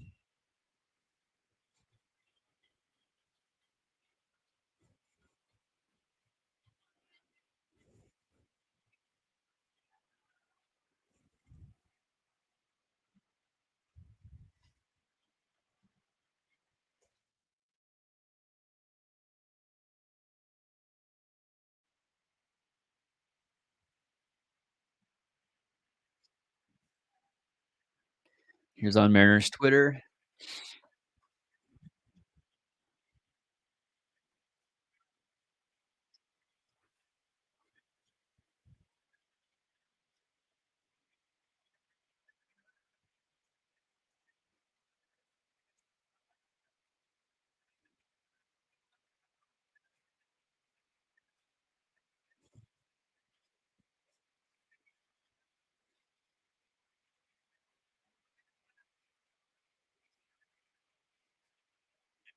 So he's got a 60 hit tool, 50 power, 50 run, 55 arm, 50 field. And they were saying that he might end up at third base long term. And he doesn't turn 18 for a few more weeks, sounds like. So really young kid.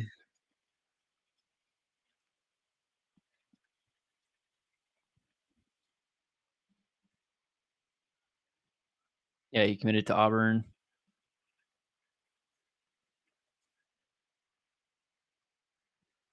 We'll go back over here. 6'1", 185 at 17 years old. So he could end up being, like 6'3" by the time he's done growing type thing. Lions said that Joe Doyle said that Emerson was the second best high school hitter in the country last year. Yeah, I mean, they seem to have, obviously great scouting. So, he was ranked 29th and he wasn't the first high school bat on MLB's rankings, but if he was one of the top actual hitters in high school available, and they just saw that because he still got, I think Colin Houck is still available, and he's 12th overall, ranked 12th.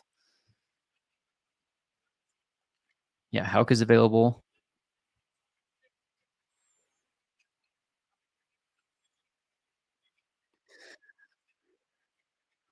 So the top 11 prospects are now gone. Colin Houck is still available.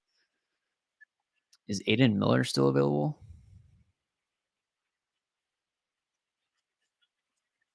Aiden Miller is still available. So the 12 and 13th overall prospects are still available. Blake Mitchell's gone. All of them. Yohandy Morales, he's that third baseman from Miami.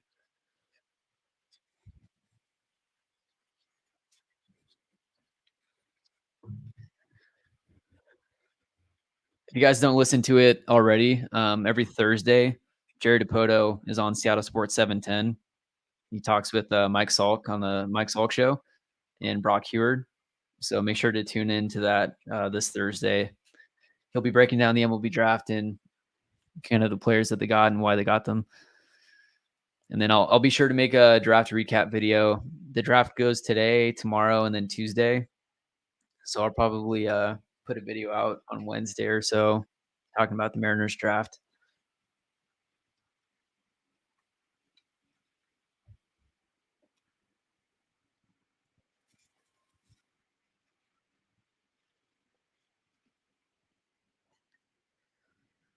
All right, we got a Ryan Divish tweet. I'll pull up.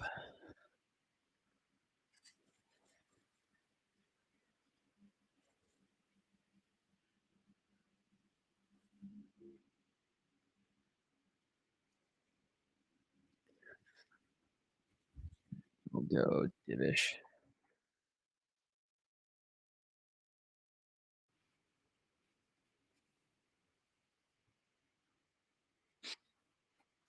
All right, so the Mariners director of scouting, Scott Hunter and Colt Emerson. He said Cole is a left-handed hitting high school shortstop from Ohio.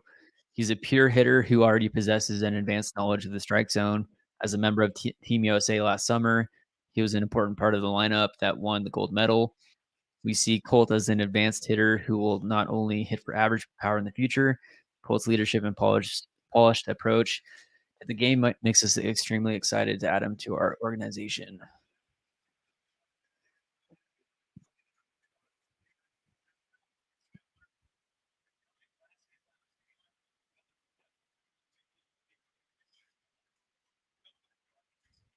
All right, the Guardians are selecting right now.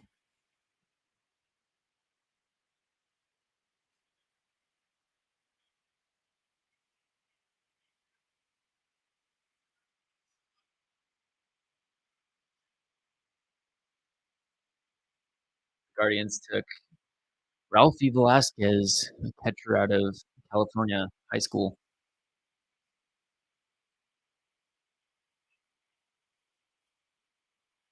6'3", 215 catcher in high school.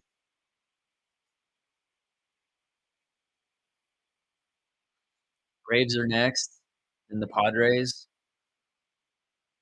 Yankees, Phillies, Asterix, and then the Mariners have 2 more picks.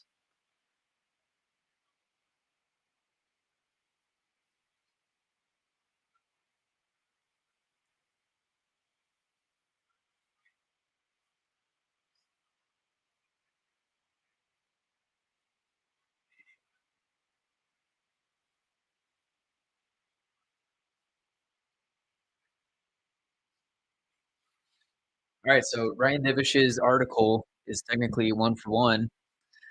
Mariners' first pick was Colt Emerson, and he was on this list. So we'll see if Kevin McGonigal, let me see, he's still available. McGonigal. Kevin McGonigal is the 33rd overall prospect, high schooler. So be on the lookout for that name. Colt Emerson was taken. Aiden Miller's still available. Braden Taylor is gone. Johnny Formello is still available. So we'll watch these names and see if one of these names is taken.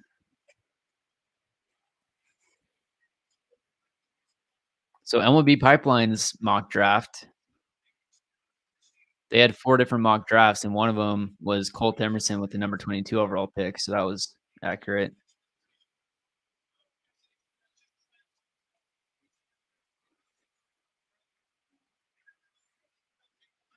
They also said, let's see. Okay, Yohani Morales is a name that Keith Law said the Mariners might take. So we'll see if 29 or 30 is a college bat or if they're just going all high school.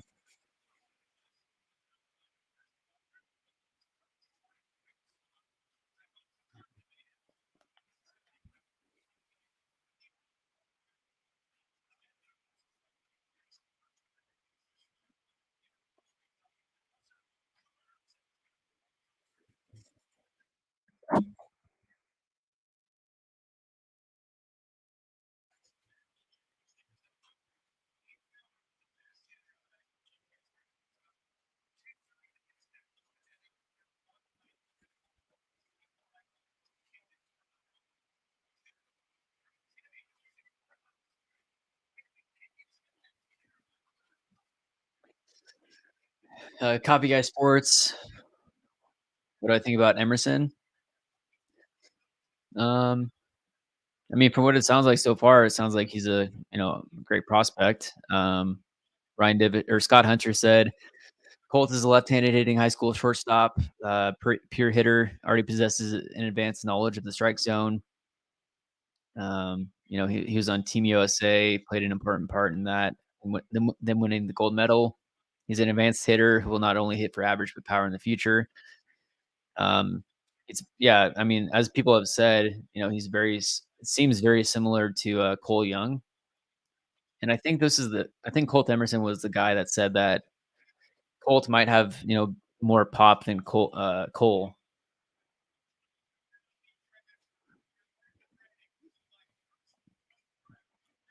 I guess they're both.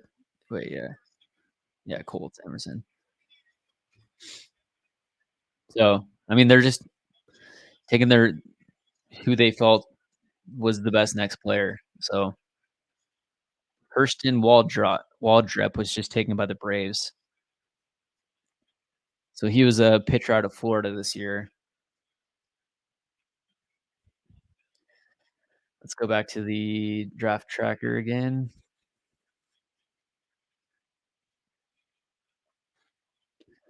All right, so most recent picks were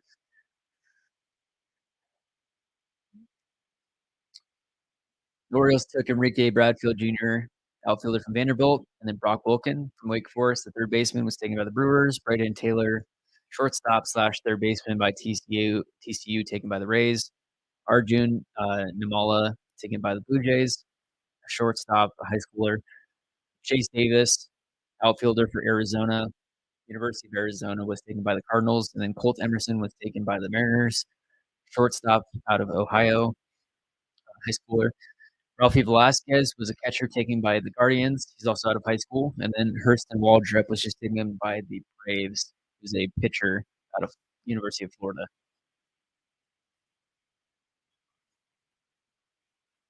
So now the Padres have the next pick. Then the Yankees, the Phillies, Astros, and then the Mariners have two more picks.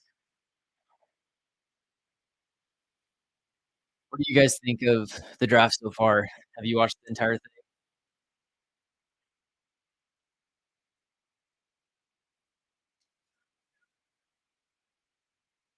Got a lot of player profiles to make.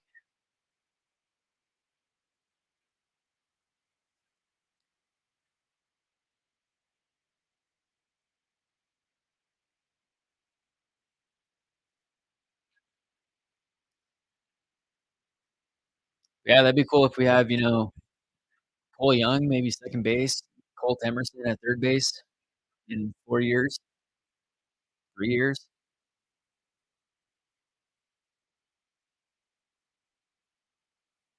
Thanks, Copy Guy.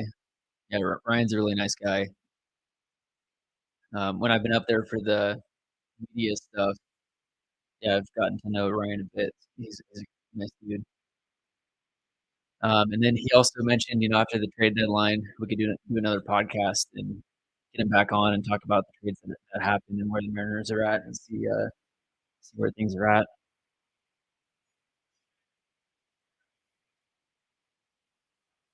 I'm also hoping to get Ryan Roland Smith on at some point soon.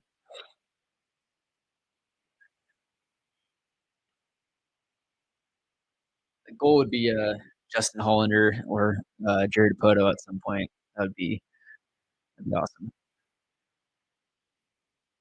Also, if you guys know the name Mark Lowe, he's a guy that lives local. Actually, he was a reliever for the Mariners and a few other teams. He pitched for 11 seasons, but I'm working on getting a podcast set up with him also.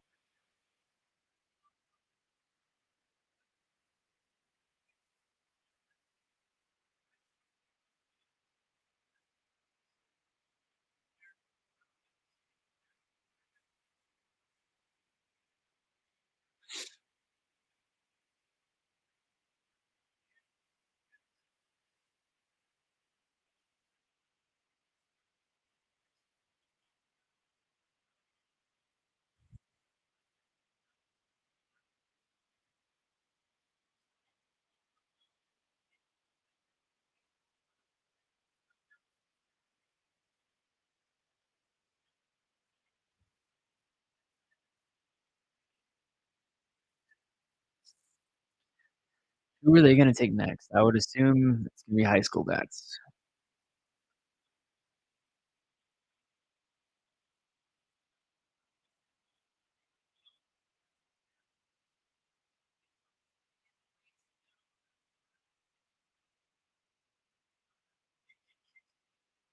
Padres pick is in.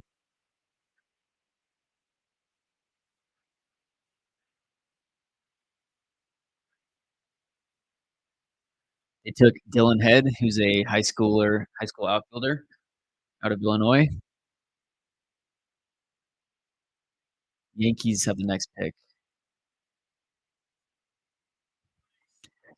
All right, so let's see who else they might take.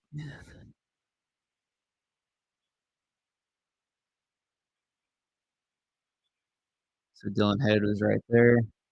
He's got an 80 run tool, which is like near Hall of Fame or elite perennial All Star level.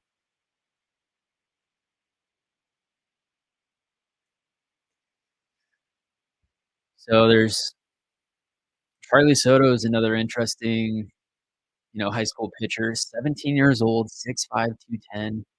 It's up to 80, 98 regularly. I would like to see them take one arm just because I'm a fan of pitchers, but they could just stack with the best bats available. And that'd be awesome to have a run of really deep, young, top hitting prospects in the farm system. That wouldn't be a bad thing to have.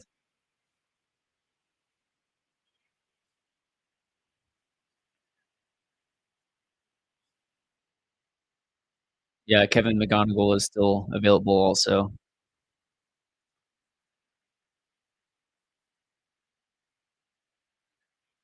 Going back to the Ryan Divish article, here's the 6 names to remember, or a few more to remember. As you mentioned, Kevin McGonigal, shortstop, high school, out of Pennsylvania. Brock Wilkin out of Wake Forest is already gone. Colt Emerson was taken by the Mariners in the first round, 22nd overall. Aiden Miller is available. Braden Taylor is not available. And then Johnny Farmello.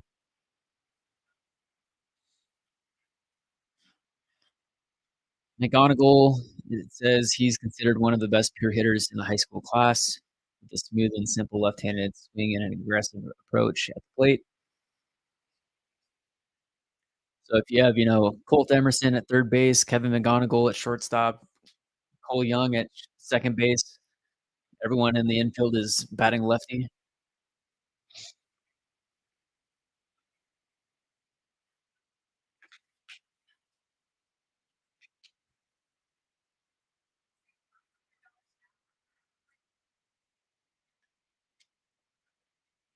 Who do you guys think they should take?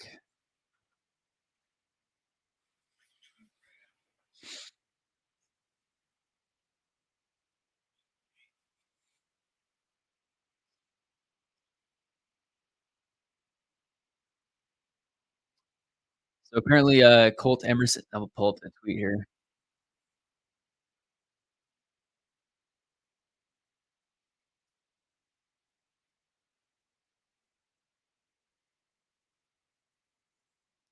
Let's go. Mariners.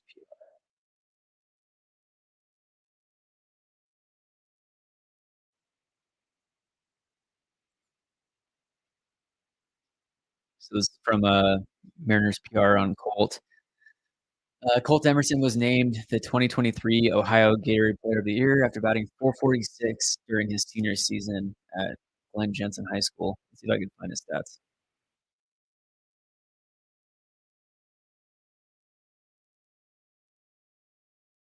Robert, I'll take a look at Wall Drip in a second.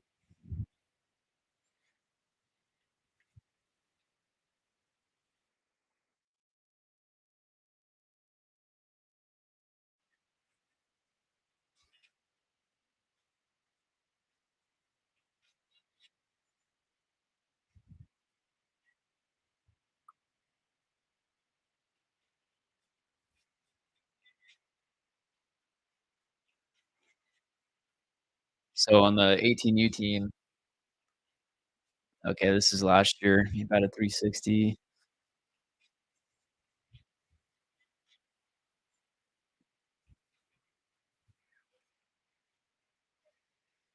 But Robert says, as a Braves fan, I wanted one of the prep shortstops. What do you make of Waldrep? Let me pull up the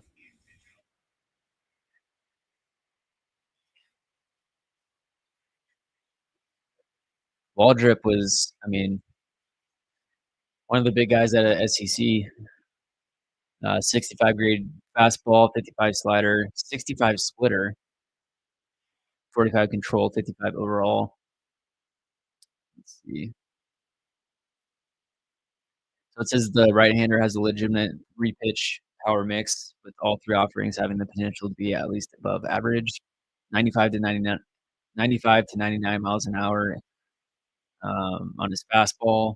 His best secondary is a split changeup, well above average that misses a bunch of bats. Hard upper 80s slider. That sounds good. Yankees are picking.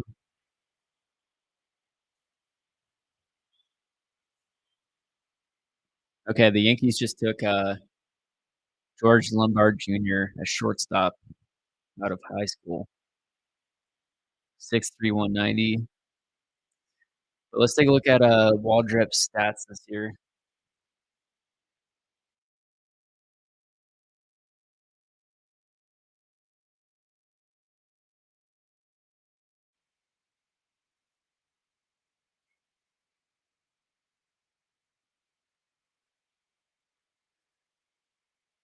All right, so he was at Southern Miss, it looks like, his first 2 years in college. He had a 3.3 ERA and a 3.2 ERA those 2 years, and then he came to Florida, and he had a 4.16 ERA.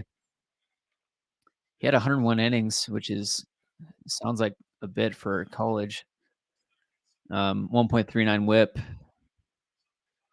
almost a 14 strikeouts per nine, 5 walks per nine, so a little bit of a control issue, but I mean, he's got all the stuff that you need to turn into a quality pitcher, it seems. So, and I mean, look at the Braves rotation and with what they've done with pitching.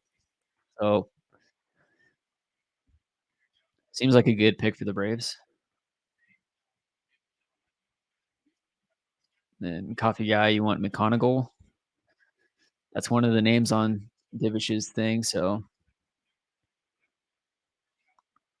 if we could just stack up the middle infielders, that's not a bad problem to have.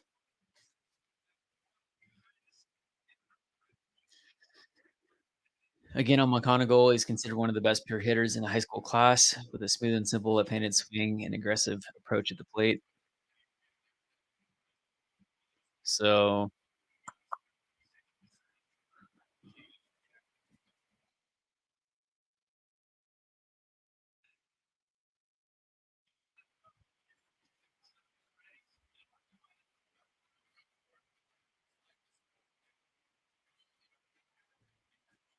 the Phillies are up right now, and the Astros, and then the Mariners have 2 more picks.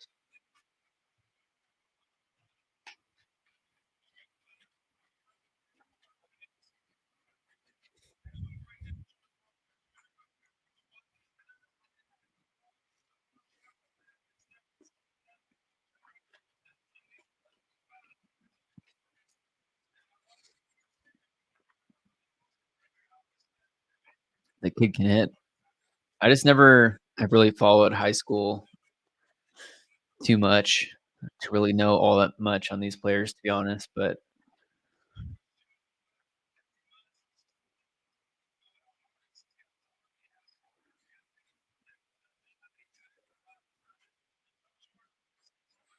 yeah, I don't know who they go after at 29 and 30 either. I mean, I'm gonna say it again. Thomas White is still available. I know it's like a deep, position player draft, but again, the conversation I had with Ryan Divish was, it's always talked about that the Mariners have a super deep pitching in their farm system, but pretty much all of their guys have been graduated. All of the big potential guys. Logan Gilbert, George Kirby, Bryce Miller, Brian Wu now even. The only other guy is Emerson Hancock down there. You got Prelander Baroa, but he's really a bullpen guy. So beyond Emerson Hancock, it drops off pretty hard. Taylor Dollar just had season-ending surgery. So if you can take another top arm, I mean, you have Walter Ford down there, but he's 18 years old. But if you can throw in a Thomas White also, a righty and a lefty that are both highly touted pitching prospects that are 18, the Phillies pick is in.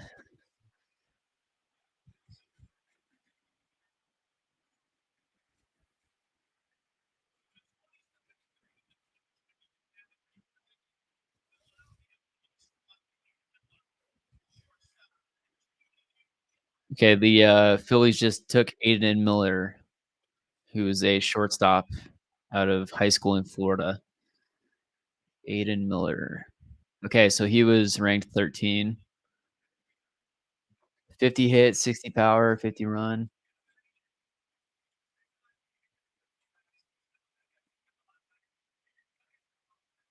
All right, we got the Astros and then the Mariners again.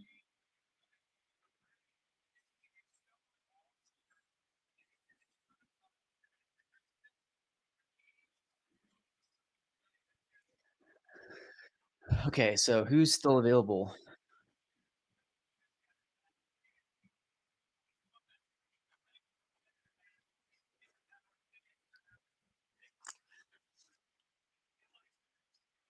I mean, Yohani Morales is still there, I believe.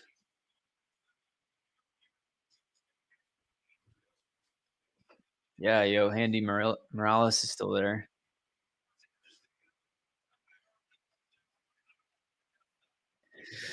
Their 29th and 30th picks. I mean, your guess is as good as mine for the most part, but I think it'd be cool if they took where is he at? If they took Thomas White here. A lefty, 6'5", 210. He's committed to Vanderbilt. But I mean, his fastball's up to 96, 97 as an 18-year-old from the left side. Like he's got smooth delivery. Yeah, also Yohani Morales, who is right here. Third baseman out of Miami, 6'4", 225, 50 hit tool, 60 power, 45 run, 50 arm. Let's see if Joe Doyle has spoiled anything.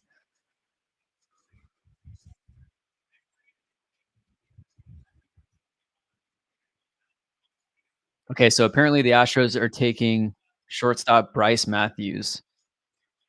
So Bryce Matthews.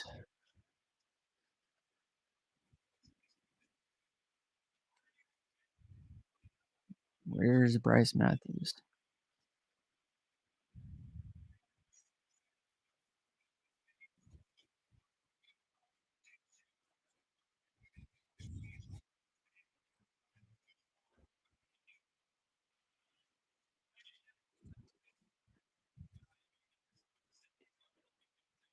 Bryce Matthews.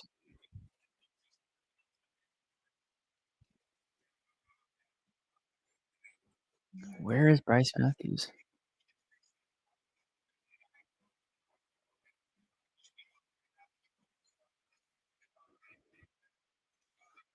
Yeah, and apparently they were playing the Yordan Alvarez home run off of Robbie Ray on the big screen there. So that's why there was a bunch of boos.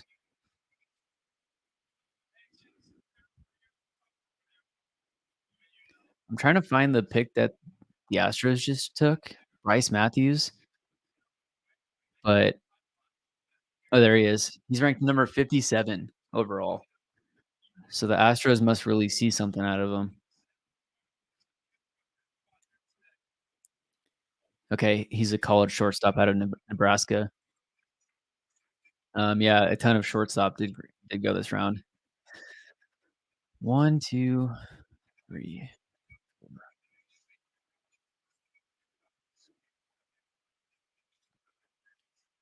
So in the first round so far, there was 9, now 10 shortstops taken.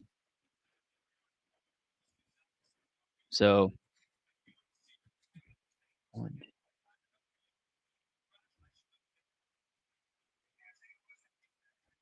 10 out of the first 28 picks were shortstops, whether it's high school or college. 1, 2, 3,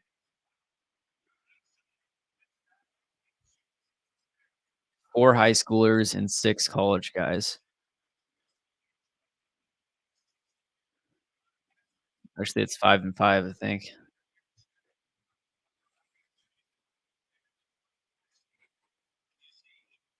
Yeah, the Mariners took 3 out of 4 against Houston in Houston, which is huge heading into the All-Star break.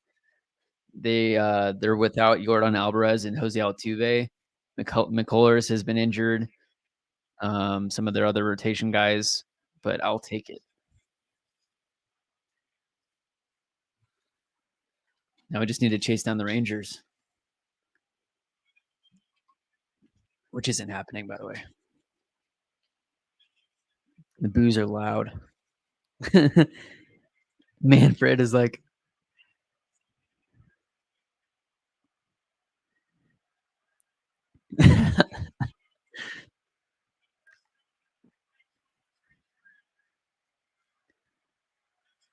the boos are so loud. This is awesome.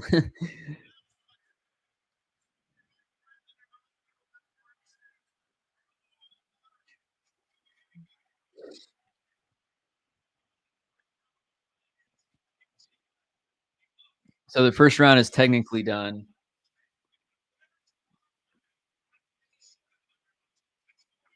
And then it's the PPI pick next. So Julio Rodriguez winning AL Rookie of the Year. That pick is next coming up at 29. And then competitive balance round A is after that at pick 30.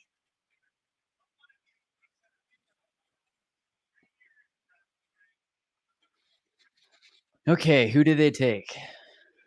Let me see if Joe Doyle has broken some news.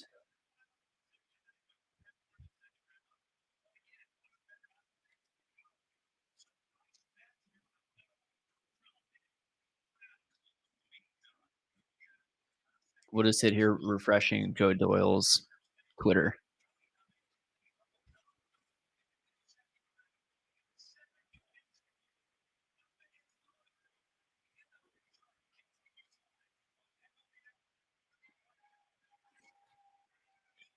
Yeah, reflect the sun. That's a cool deal. Getting the extra pick for Rookie of the Year. Yeah. Mariners got extremely lucky that Julio Rodriguez came up exactly when he did and, performed like he did. Coffee Guy thinks that they should name this the Julio Rodriguez pick from here on out. I would not be upset with that.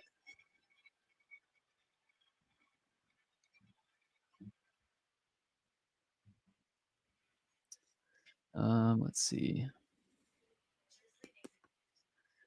Who do they pick?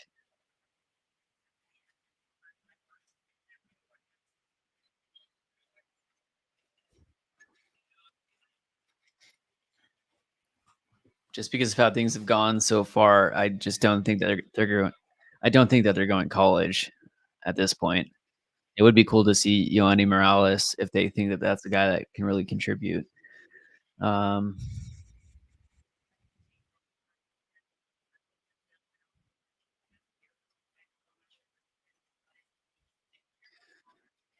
on Morales, it says in many ways Morales has a similar profile to what scouts thought he might be coming out of high school.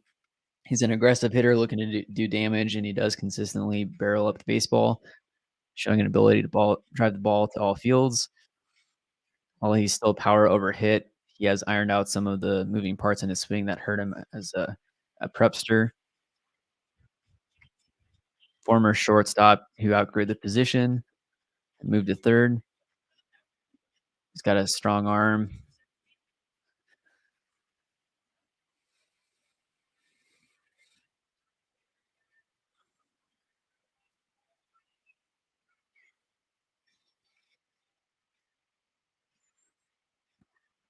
So Derek says they can definitely chase down the Rangers. Several of their players aren't as good as they have been playing, and several of ours aren't as bad as they have been playing. I don't disagree with you, but let's take a look at the standings. Just not probable.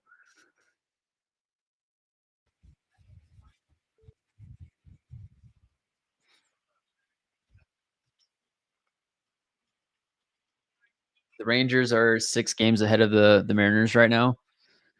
Of course, it can happen, but let's see. Okay, the Rangers are 3-7 their last 10. The Mariners are 7-3 the last 10. The Angels, I didn't even realize that the Mariners are ahead of the Angels now. That's good. The Angels are 1-9 in their last 10. And well, that's definitely partially because, Mike Trout just broke his hamate bone, which is what Taylor Trammell had broken in before spring training. It's like that bone right here on the side of your hand. So that's going to be tough. I think Trout's going to be out like 6 to 8 weeks. And then I think Otani, I think it might have been a blister or something like that. Yeah, and Jacob DeGrom, I mean, that was a big risk that they took, but that's why they also signed like another 23 rotation guys, basically. I mean, I'd love to see them chase down the Rangers and then, Houston to stay not where they were last year. That'd be great. And then you look at the starting All-Star team, and it's basically the AL team is like the entire Texas Rangers roster is starting in the All-Star game.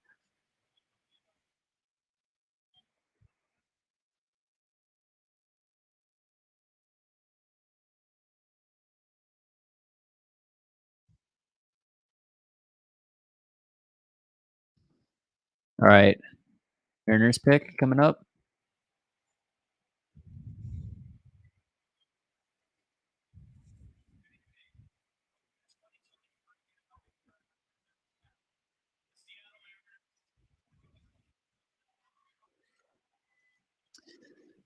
Reflect the Sun. When do we get Miller back? He's going to be back for the first start after the All-Star break. So he's not going to have to have an extended out. He'll be back right after the break. It sounds like his blister is going to be fine.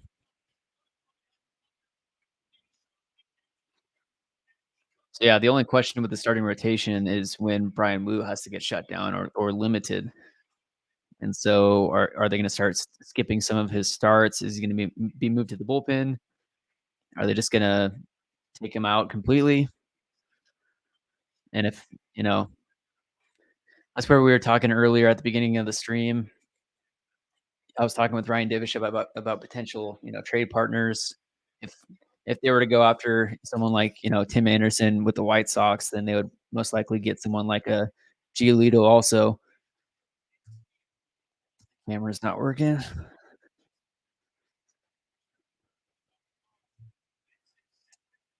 1 second here.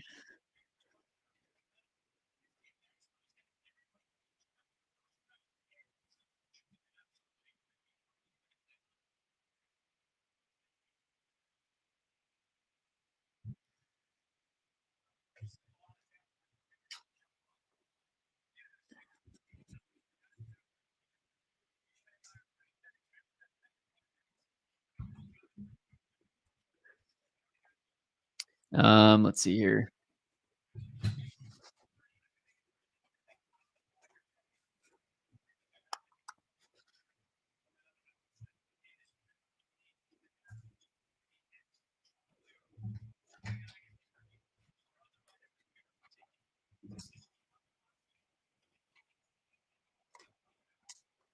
All right, Mariners are picking.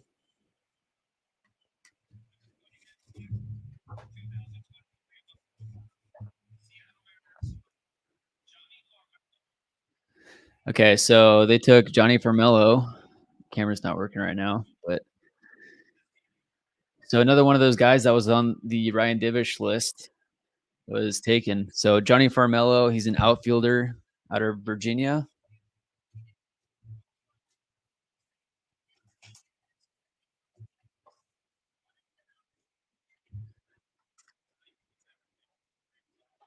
What in the world?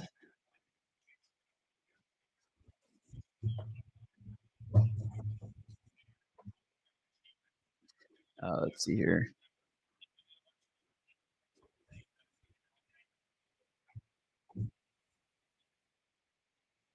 So Johnny Farmello, trying to figure out the camera real quick.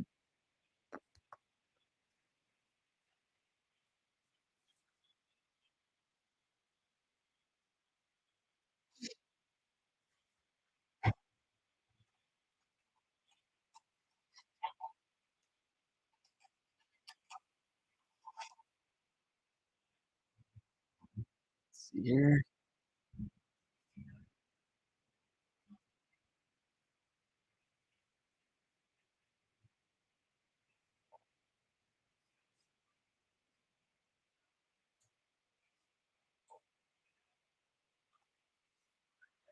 Trying to figure out the camera, but okay, there we go. We're back. Okay, so they're saying on the stream right now that they're thinking that they might be taking Thomas White. I hope they take Thomas White here. He's the pitcher, lefty. Thank you, Reflect the Sun. I really appreciate that. The super chat again. Been a grind, building the channel and all that. But yeah, I really appreciate all of your support. And we'll see where it goes. This is just a start. So thanks again for that.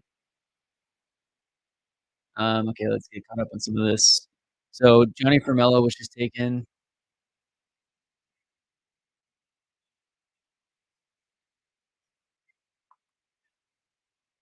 Okay, so with the 30th overall pick, the Mariners are taking shortstop Ty Pete. Ty Pete is not one of the names that was on this board. Let's see where Ty Pete is. Taipeete.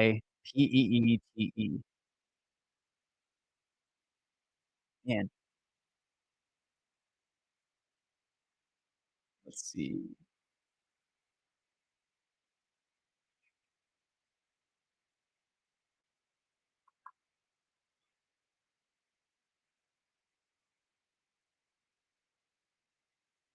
Man, so yeah, they stacked up on middle infielders. Thomas. Okay, Ty Pete. Ty Pete is down here, number 53. Another lefty shortstop. So now they've taken, Cole Young last year, lefty shortstop. Colt Emerson, 22 overall, lefty shortstop.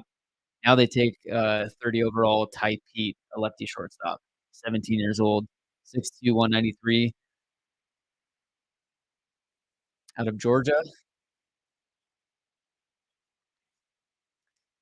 So Pete intrigues scouts because he's one of the youngest players. He won't turn 18 until August and has as much bat speed as anyone in the prep class.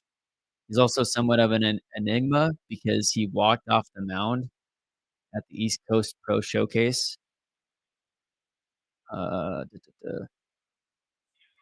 He apparently walked off a showcase last August with an apparent elbow injury that has never been clarified. Man, okay.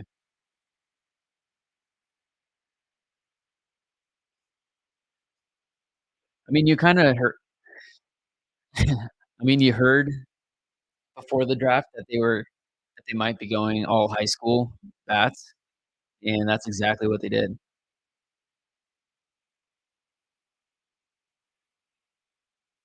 So I'm excited to hear what their evaluations are on these guys, and I'll put together a draft recap video with all these guys and a breakdown of who they are and what makes them stand out. But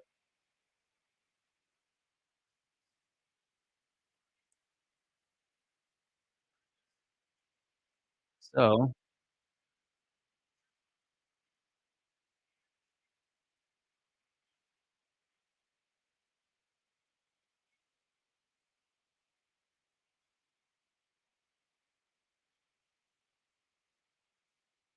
they went Colt Emerson first, then Johnny Farmello, and then Ty Pete. Now they don't have a pick until pick 57.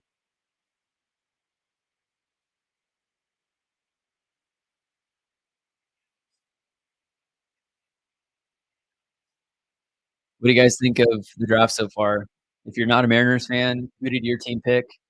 What do you think of your team's draft so far? And let's go back through some of these comments. So yeah, we're getting Bryce Miller back right after the All-Star break. He's not gonna miss any time with that blister outside of what he's already missed. Yeah, Mariners rotation and bullpen are both top 5 of Major League Baseball. That's definitely true. Let me pull up, go to Fangraphs.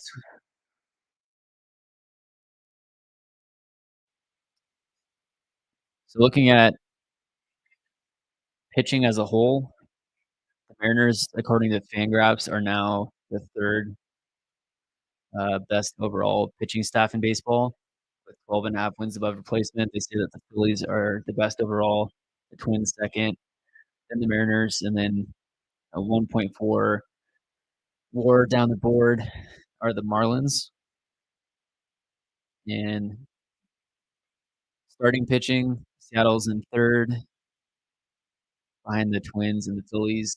And then relievers, Seattle is now down to 4. Mariners were the top rotation and the top overall pitching staff for a while, but now they're down to 3.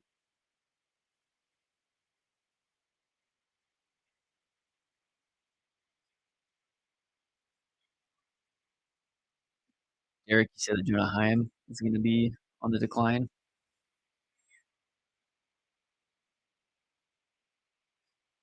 Yeah, Reflect the Sun says, I like that they're all over 6'1" or bigger physical players, even at 17, 18. Yeah, because, I mean, they're not done growing. They're 17 years old. They're going to be growing for another couple years. So if you have, if these 3 guys, Cole Young, Colt Emerson, what's this guy's name? Ty Green? Ty Pete. If you get these 3 guys and they're all, you know, 6'3", 200 by the time they're 22, all from the left side, all shortstops to third baseman, kind of that profile, then you got a lot of options. You could either have a couple of those guys help you out in the big leagues or use them as a trade piece at some point. I mean, look at Noel Marte. He was a shortstop, and he filled out, moved to third base, and we ended up trading him for Luis Castillo. So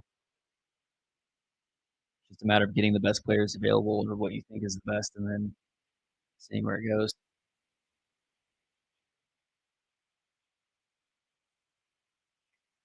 So then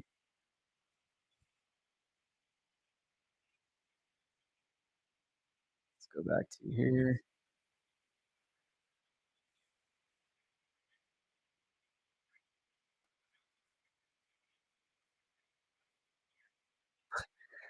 I like the optimism, Derek. I mean, I'm an optimist also, but I'm also you gotta be realistic sometimes. I mean, it's it's plausible for the Mariners to catch the Rangers. Is it completely realistic? Maybe not, but I agree that a lot of players for the Rangers have overperformed, and clearly a lot of the players for the Mariners have underperformed. It's like, Colton Wong, he had a career year last year, and he comes here and he's a shell of himself. He's like 30% compared to the average MLB bat this year, which is insane. And then Teoscar Hernandez had a really slow start, but he's hot as of late.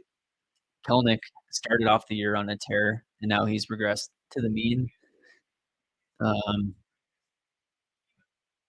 yeah, likely the Mariners should do well the second half, and the Rangers should regress because they're doing way better than expected. But Marcus, that's what happens, I guess, when you pay, Marcus Semien, um, Corey Seager, bring those guys in. That's the potential of what could happen.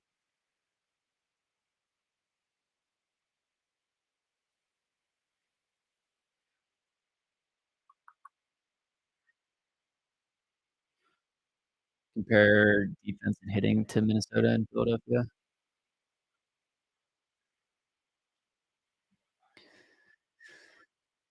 So I think I want to say Fangraphs is better for pitching, and that Baseball Reference is better for hitting points above replacement. I could be wrong, but I think that's in general kind of what they look at. But batting overall,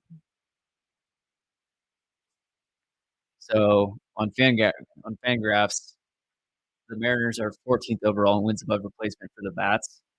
Texas is of course first in the league. They're not a first in the league type team. Um, Philadelphia, let's see. Minnesota is the 18th best bats,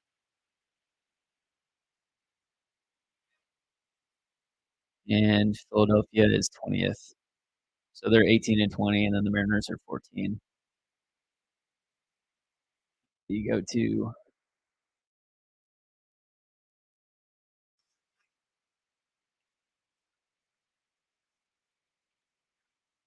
the biggest problem is that the Mariners have the 23rd best OPS, and when your team OPS is on base plus slugging, so are they getting on base and are they doing damage when they're hitting the ball? And so they're not getting on base or doing much damage compared to the rest of the league. And so, when the team's built around walks, strikeouts, and home runs, if you're not getting on base a ton, or if you're not walking, and if you're not, hitting those home runs or having a high slugging percentage, then you're not going to see much success, especially when you don't have high average guys getting on base.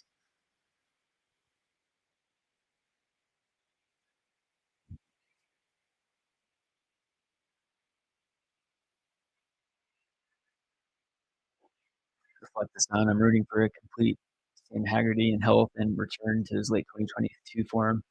Yeah, if Sam Haggerty or if Dylan Moore live up to their potential, then I mean that could be a much better roster. And also Caballero is a menace, and I think I'll be making a player profile on him next because I mean you watched that game yesterday. It's like his manipulation of the pitch clock is amazing, and then he's just a menace on the base path. Also, he stole second base. They had like an injury timeout. He spiked his hand. He was bleeding or something, and then he steals third base immediately. He's been a big get, and I didn't know about him until this year.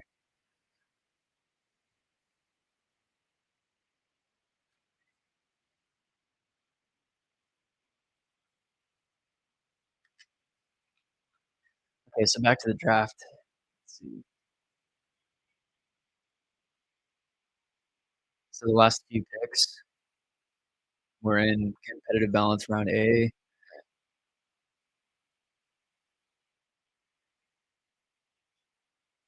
Okay, so the Tampa Bay Rays took Adrian Santana.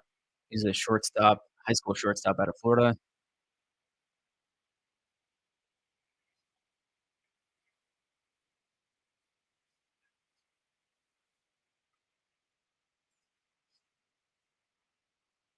Yeah, also Mike Very Bonds Ford has been huge.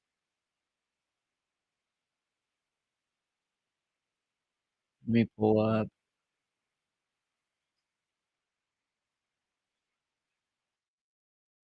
There's some crazy stat that Mariners PR put out recently. Depressed Mariners fan having to wait an hour for the next Mariners pick. Yeah, it's gonna suck. But if you were watching the stream of the MLB draft, Manfred's face when Mariners fans were booing the Astros during their pick was amazing.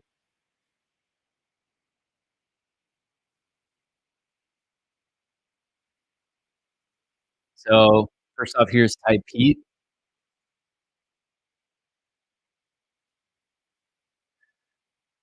So Ty Pete hit 414 with 12 home runs and 17 stolen bases in his senior year at Trinity Christian School in Georgia.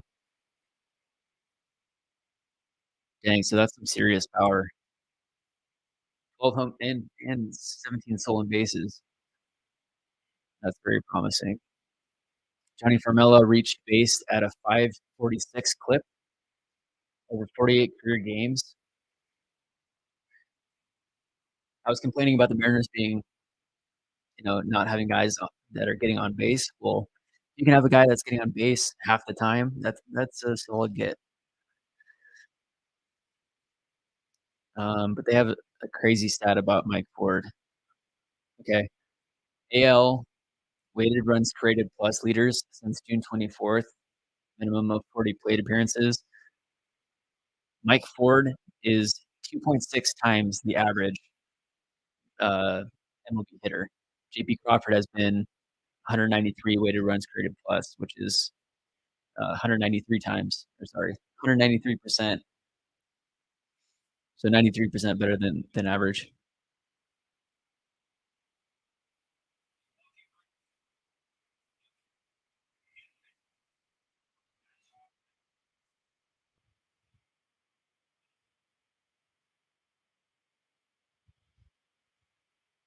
Also, here's another stat. Mike Ford over his last 12 games. This is back 2 days ago now, but over his last 12 games, Mike Ford was batting .405 with 3 doubles, 3 home runs, 10 RBIs, 5 walks, .476 on base percentage, .730 slug, 1.206 OPS, which is great to see because, I mean, Mike Ford, he was kind of a quadruple A player for a while. And, he came up with the Mariners before and didn't perform, but this is a lot different than what we saw in the past.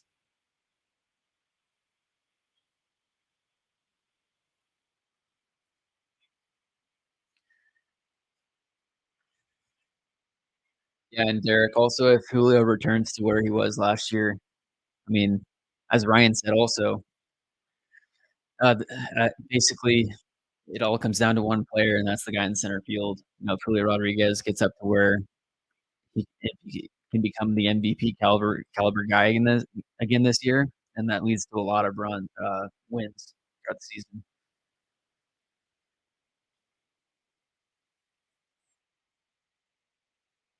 Yeah, they almost lost Mike Ford after he triggered his player out clause. I think they had called him up like a day before he could do the opt out. I could be wrong, but I think they called him up like a day before that clause would hit or something like that.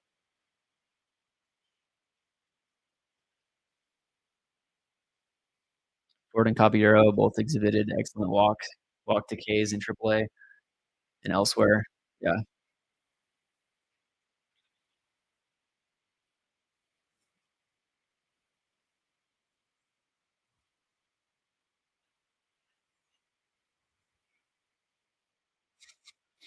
we just appreciate Manfred for a second.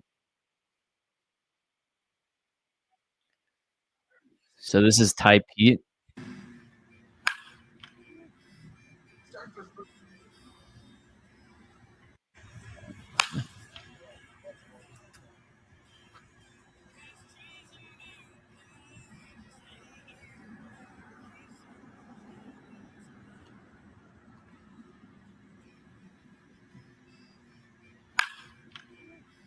And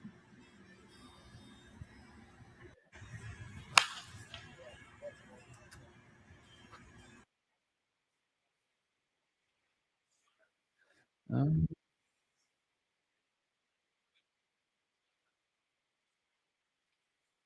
so Adam Jude is another Seattle Times guy. Says Mariners are swinging for the fences with their first 3 first-round picks, taking all left-handed hitting up the middle, toolsy high school prospects.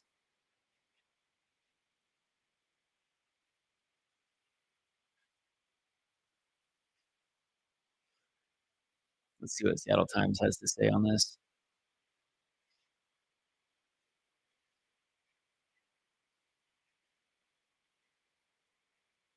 So this is on Colt Emerson. Adam made a quick write-up on this.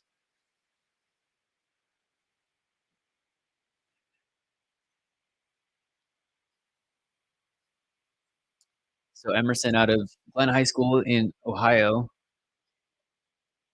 6'1", 195, hits lefty and throws righty. Made the commitment to play at Auburn. He'll sign with the Mariners around $3.5 million. Was named the Ohio Gatorade Player of the Year after batting .446. turns 18 on July 20th. Advanced high school hitter who makes repeated hard contact with a pretty left-handed swing.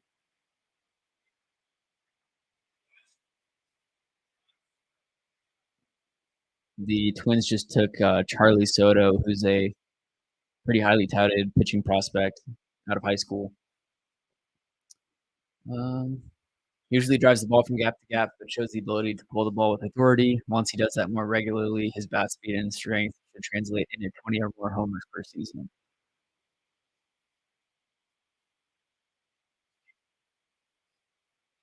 This is the third consecutive year the Mariners have taken a high school position player with their first pick.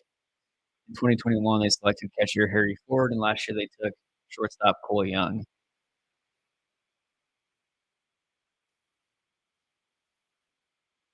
And then he says about Johnny Formello at the number 29 overall pick. Formello, 6'2", 205, is from Westfield High School in Chantilly, Virginia. He's a left-handed hitting center fielder. And then they took Ty Pete. Pete's still just 17 as a shortstop from Trinity Christian, 6'2", 193. Has experience pitching in high school too. One of the better all-around athletes among 2023 high schoolers, Pete has plus speed and has displayed similar arm strength in the past. The Georgia Tech recruit rarely has cut loose while throwing from a low arm slot this spring. He has range to both sides at shortstop, and should he have to move, he would fit the offensive profile at third base and the defensive profile in center field. Huh. Interesting. So now we're waiting for the 57th overall pick for the Mariners. And that'll be their last pick of the day.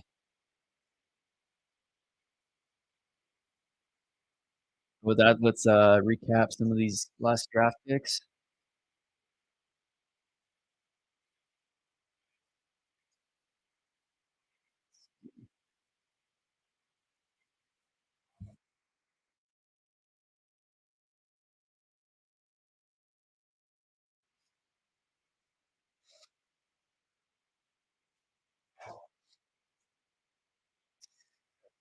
So the past few picks, all high schoolers in the competitive balance round A so far.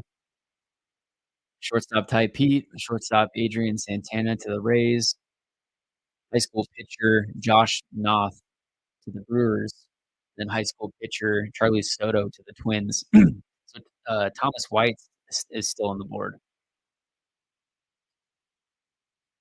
which is a bit of a surprise.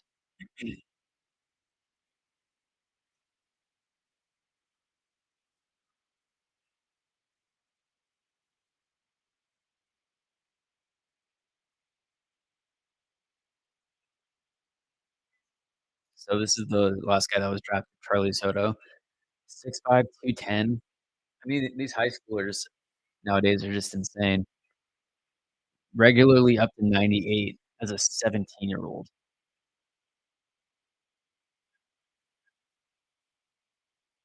Just insane. Right in that range. Thomas White is still there. I mean, the thing about the high schoolers is that if they drop too far, they might just not sign and they could just go play college because he's already committed to Vanderbilt. Vanderbilt had guys like Kumar Rocker, Jack Leiter, David Price a ways before that. Yeah, 17 years old. Yeah, 5'4", 120. Yeah, that sounds about right. Instead of 6'5", 210.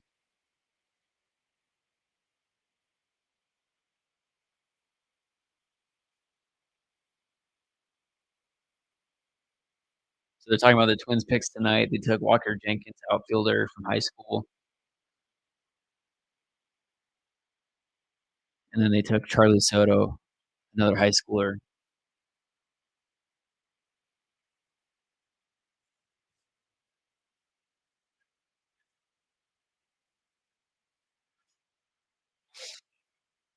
Let's take a look at Twitter. See what's going on. you're not a Mariner fan, let me know who your team took or what you think of the draft so far. Or if you are a Mariner fan, what are your thoughts? If you've looked into some of the players a little more.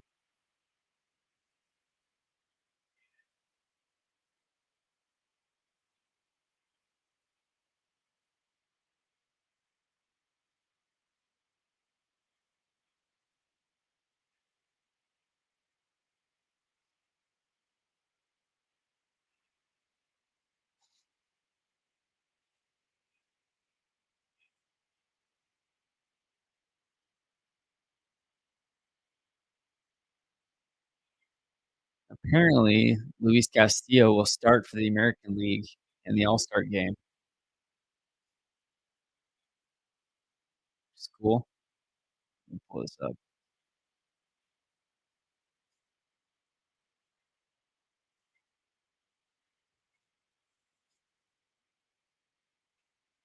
Marlins have their pick right now.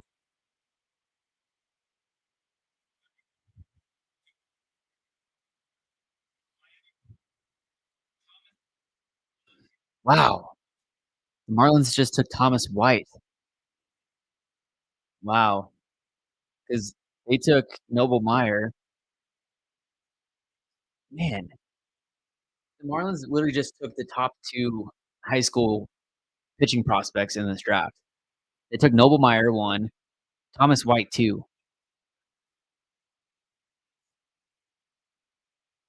Wow. The Marlins are gonna be insane as far as pitching is concerned for the next 10 years.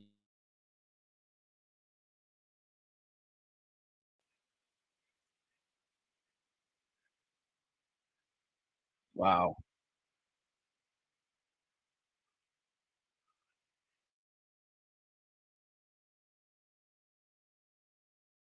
Let me see if I can pull up a video of these guys.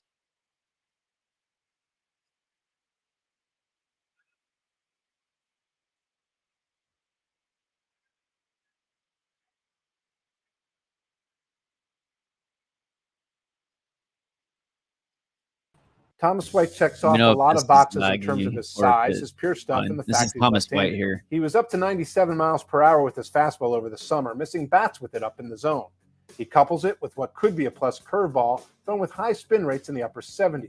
He doesn't throw it as much yet, but he showed off enough low 80s times because all of his sense that he's going to have a very good 3-pitch mix in the future. 6'5", Everything works 210, well in throws terms of White's 96 to delivery, 97. though he did struggle with his command at times because all of his moving parts can get out of sync, something that should improve with more reps and added strength. While scouts will want to see more, there's little question he's the best prep Bender. lefty in the country, one who'll likely So the have to go Marlins added early this guy, not to Thomas fulfill his White, commitment to Vanderbilt. lefty. And then they also got, I'll pull up Noble Meyer. Noble Meyer is ridiculous.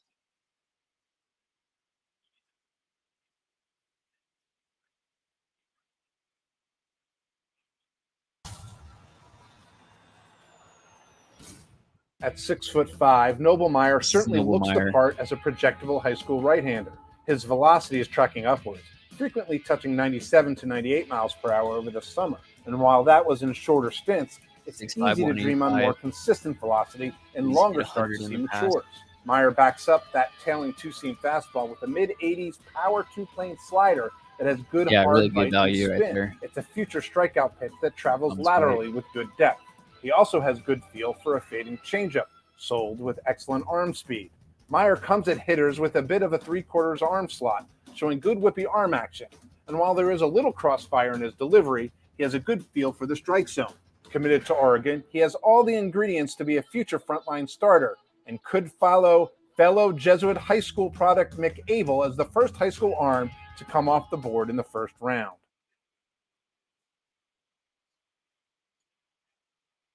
36 years ago, the Seattle Mariners opened the 1987 MLB Draft with the selection of Ken Griffey Jr. That pick would forever change the Mariners franchise and the sport as a whole. For 22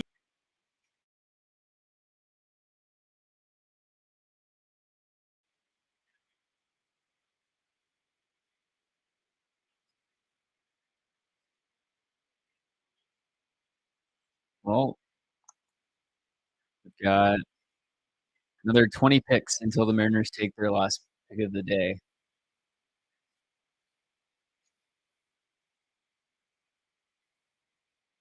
Dodgers are selecting right now.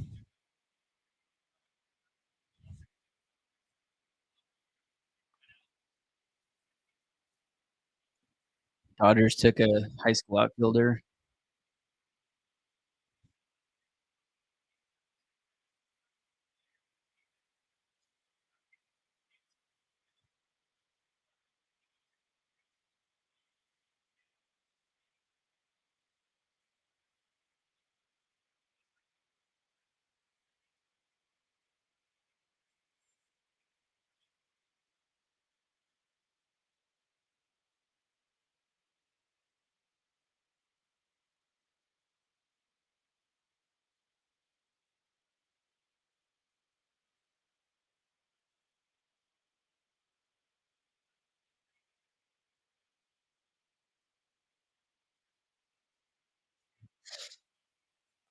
And apparently there's a media availability with Ty Pete at 7:20 coming up here.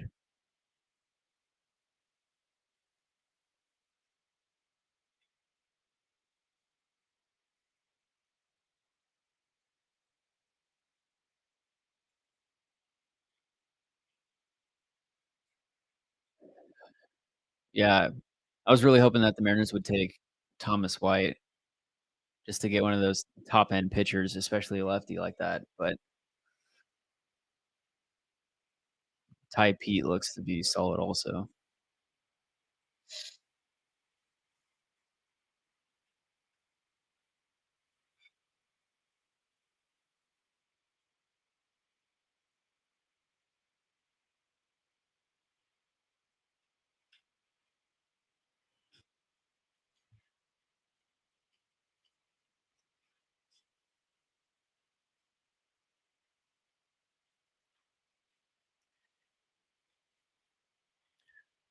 Where are you guys watching the draft from?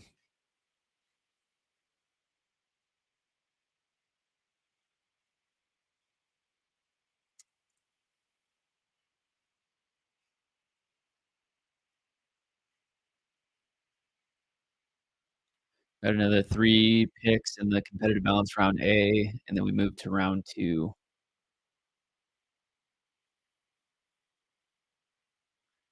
Yeah, Reflect the Sun says getting Bryce Miller in the 4th round and Brian Wu in the 6th round is just incredible drafting. So fingers crossed they know what they're doing here. I'm sure they do know what they're doing, which yeah, so they'll probably get some crazy steal and pitching later in the draft. Let's take a look and see. We'll just kind of go down, take a look at some of the pitching in this draft.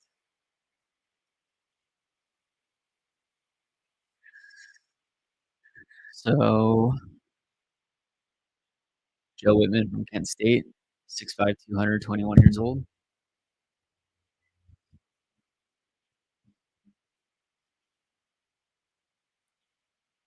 Let's see. Charlie Soto was just taken. Thomas White's gone. So yeah, Joe Whitman from Kent State is the next pitcher on the rankings list.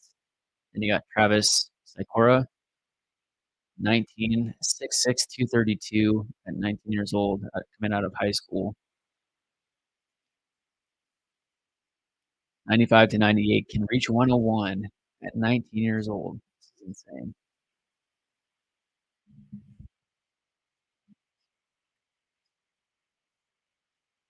Round Rock, Texas.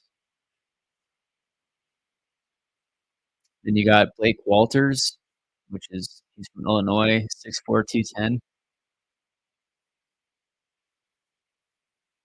Okay, this entire page that I'm on right now, everyone on this list is at least 6 feet tall, except for like one or two guys.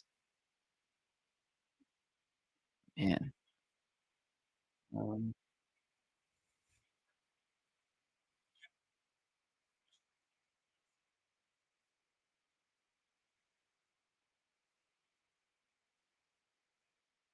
Tigers just took that, Kevin McGonigal, which was one of the other names that was being talked about as the Mariners taking. But, going back to here, Blake Walters is a high school pitcher, and you got Cole Schoenweiter, high schooler, high school. The next college pitcher is Brandon Sproat, 60 grade fastball, 94 to 98, mid-80 slider. So that could be a guy.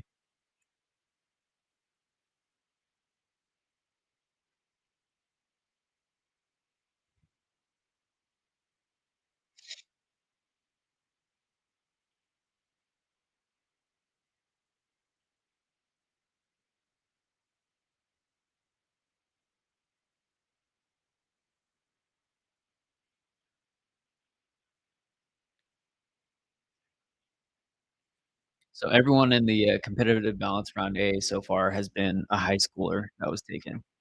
3 shortstops, 3 pitchers so far. The Reds have the next pick, and then the A's, and then it moves on to round number 2.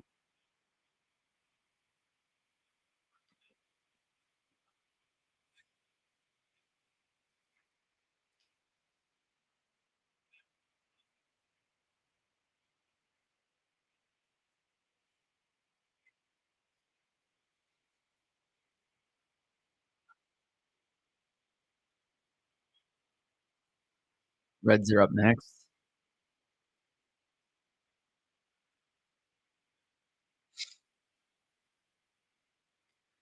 You guys are on the stream, make sure to like the video or whatever platform you're on. Been here for almost 3 hours. Jeez.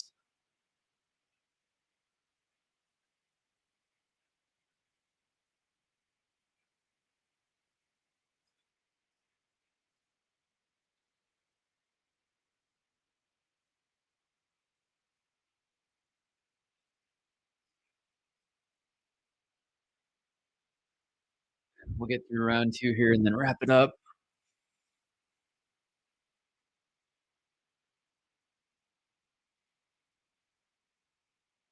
All right, so the Reds just took Ty Floyd out of LSU.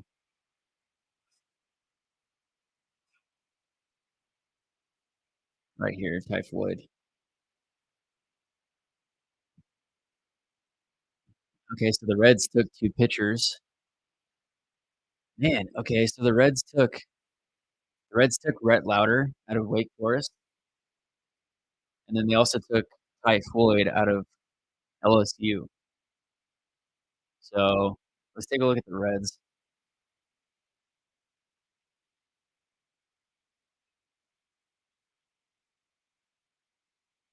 The Reds are going to be stacked soon. They're drafting for competing soon. You know, they just took 2 college pitchers that will help them in the next 1 to 2 years. Then you got Elly De La Cruz is obviously up now. You got Noelvi Marte. That's going to be a third baseman soon for them. Edwin Arroyo is a ways away, but let's see here. Let's go to their depth chart.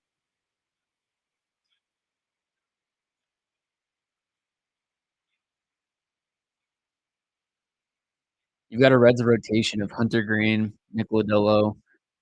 Graham Ashcraft is weird because his stuff looks really good. He's got like a 98-mile-an-hour cutter and sinker, but somehow his stats are just he gets shelled for whatever reason.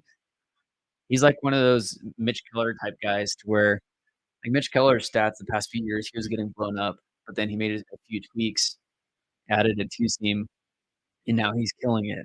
Like Graham Ashcraft could be one of those guys that does the same thing. But you have Hunter Green, Nick Lodolo, Graham Ashcraft, Andrew Abbott, Brandon Williamson was an ex, Mariner guy. And then you throw in also um, Ty Floyd, which was the LSU pick, and then you got Rhett Rhett Lauder. Who's it? Let's see. Yeah, Rhett Lauder from Wake Forest also. We're gonna have deep rotation.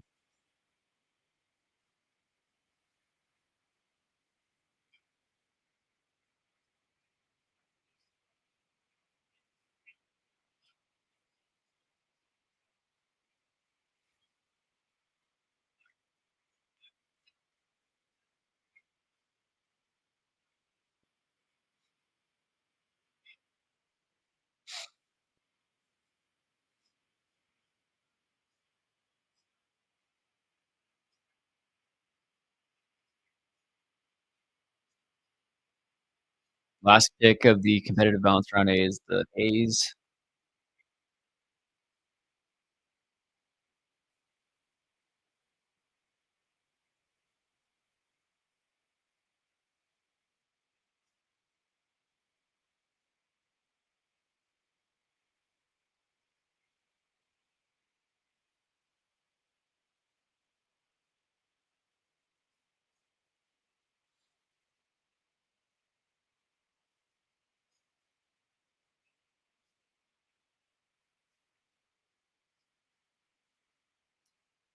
So the A's just took Miles Naylor, who's a third baseman.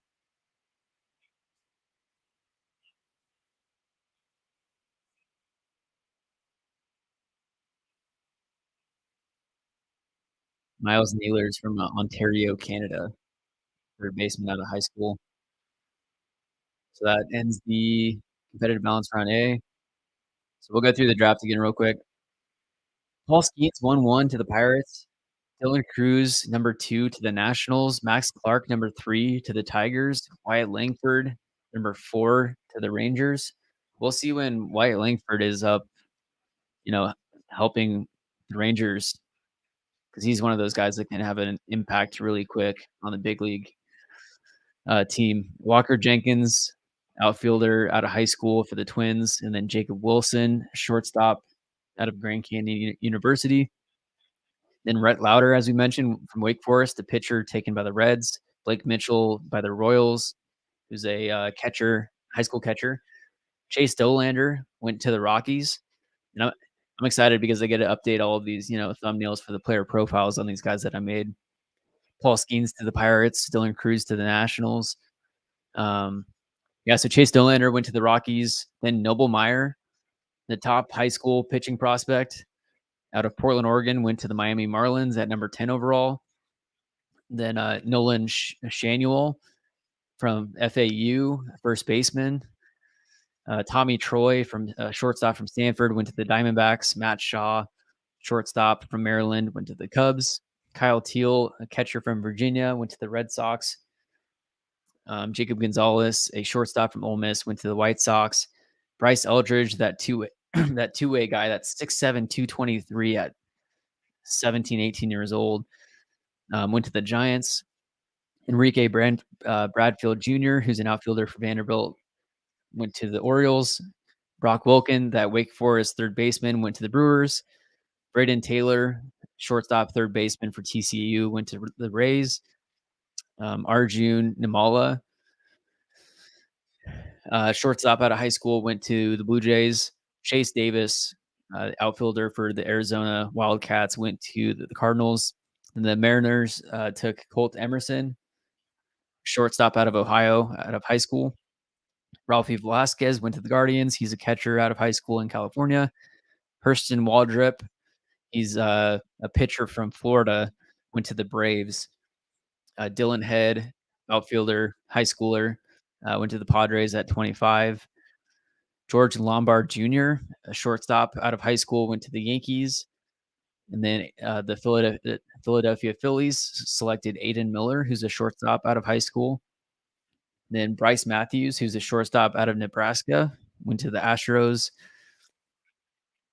And then there was the PPI pick, which was the Mariners taking Johnny Farmelo, who's an outfielder out of high school, with a 29th overall pick. Pick number 30 was then Ty Pete by the Mariners, shortstop, high school shortstop out of Georgia. Adrian Santana was taken by the Rays, who's a shortstop out of high school as well.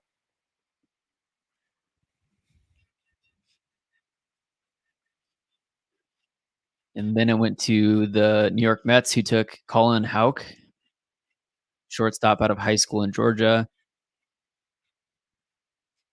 Let's see here.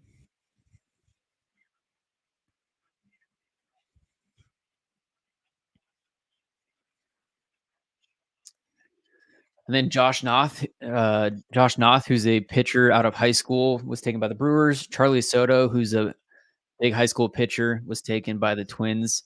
And then Thomas White, that 6'5" lefty that I was talking about, out of high school, was taken by the Marlins. And then went back to 36, and then the Dodgers have their first pick, 36 overall, which was Kendall George, who's a left-handed hitting outfielder out of high school in Texas. And then it went back to the Tigers, who took Kevin McGonigal, who was that kind of middle infielder that we were looking at as a high schooler that the Mariners might take also. Then Ty Floyd was taken next by the Cincinnati Reds. He's that pitcher out of LSU. And then Miles Naylor was taken by the A's, high school shortstop. Now we're starting round 2. And the Washington Nationals have the first pick of the second round.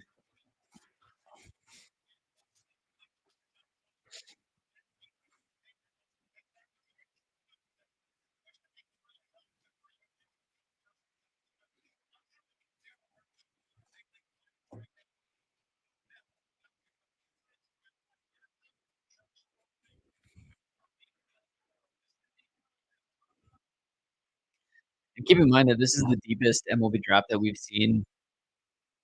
They were saying before the draft, this is the deepest MLB draft that MLB Network has seen in their time, which is like the past 15 years. And they're saying right now on the stream that this is the time where like everyday big leaguers are going to be selected in this upcoming round here, because this is where like Nolan Arenado and Trevor Story were taken. Let me see when they were taken exactly.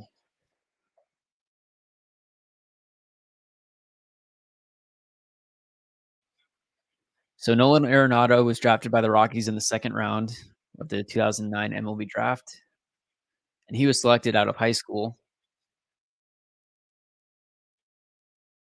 Trevor Story was selected by the Rockies in the first round, 45th overall, though. So that's pretty much the second round.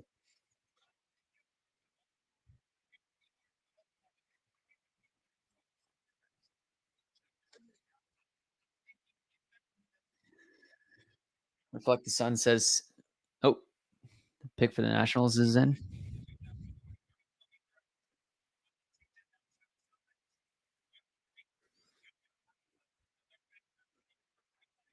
So Nationals just took Yohandy Morales. That's the guy that we were looking at as a potential college bet that the Mariners might go after. So the Nationals now took Dylan Cruz and Yohandy Morales. Let's take a look at the Nationals.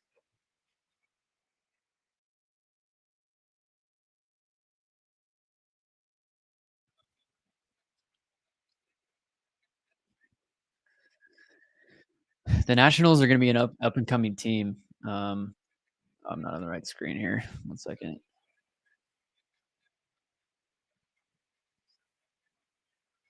Got James Wood, who's an outfielder. He's in Double A right now. Cade Cavalli, he's a pitcher that's currently up in the majors. Robert Hassel is another big name. I believe James Wood was also in that trade for that sent Juan Soto to the Padres. Jackson Rutledge is another pitcher. And then you add in Dylan Cruz. Dylan Cruz likely will be up for the Nationals next year. And then you also get Yohandy Morales, who was just taken, third baseman out of Miami. He could be impacting the Nationals lineup soon also.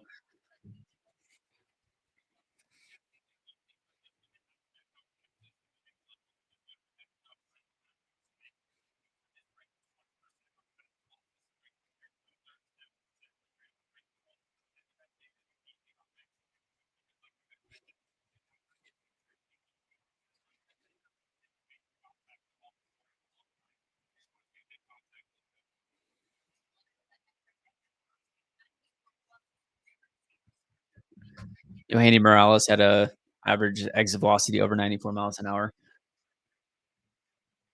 The A's have another pick, and they took Ryan Lasco, who's an outfielder out of Rutgers.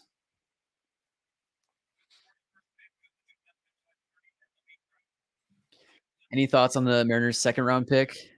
I mean, at this point, I have no clue. um, I mean, it was kind of assumed. The rumors were that they were going to go heavy on high school hitting with the top picks. I was hoping that they would have taken, Thomas White because he was still there, the lefty out of high school, lefty pitcher. Let me pull up the rankings again.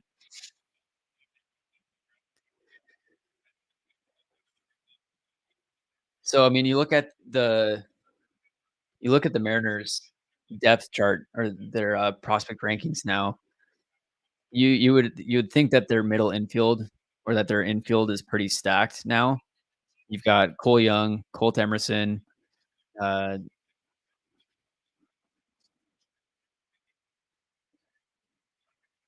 Ty Pete. I need to remember that name.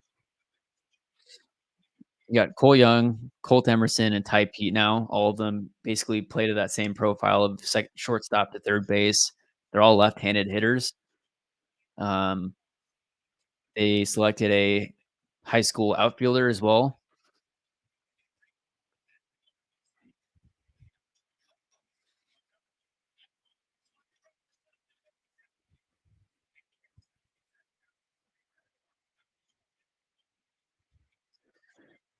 Who do the Pirates take? Well, who do the M's take first? Yeah, I'd imagine they'll take. I mean, you would think that I think that they might go with the college bat, with pick 57, either a college bat or a pitcher of any kind, whether it's high school or college. Because Walter Ford was taken in the second round last year.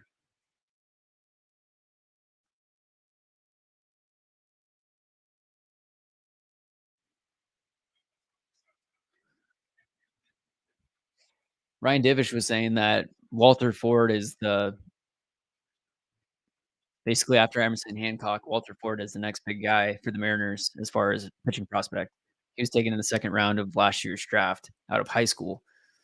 So if there's another Walter Ford type guy,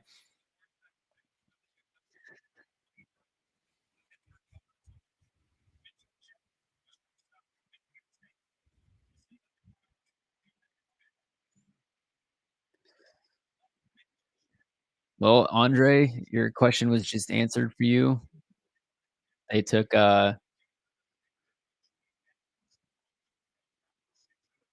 Mitch Jeb out of Michigan State. He's a shortstop. Here's his video. So I mean, Pirates fans, you have Paul Skeens and now a college shortstop out of Michigan State.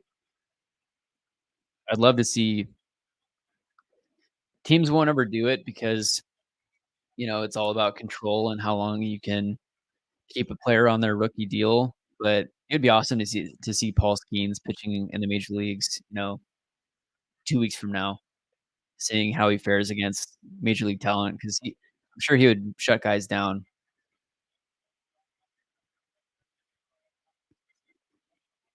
But likely Paul Skeens at some point next year, Dylan Cruz next year.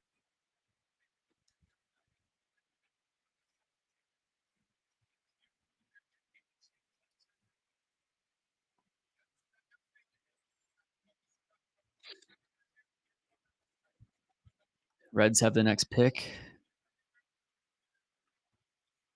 Let's see what's going on Twitter.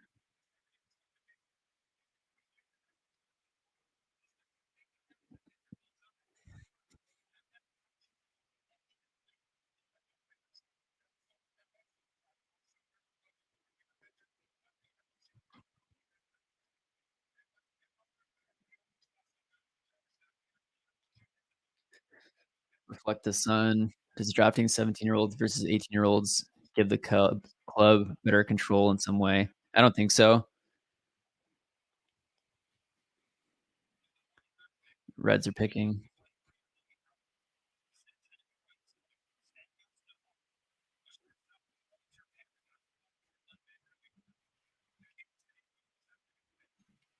Reds just took Sammy Stefura, who's a high school shortstop out of New York. I don't think there's any difference in selecting a 17-year-old versus an 18-year-old, because I also saw, I think, a 19-year-old that was being drafted, might be in high school also, could be wrong, but, not that I'm aware of, it doesn't change anything. Club control all really matters, once their major league clock starts, that's what matters most, it's not necessarily age.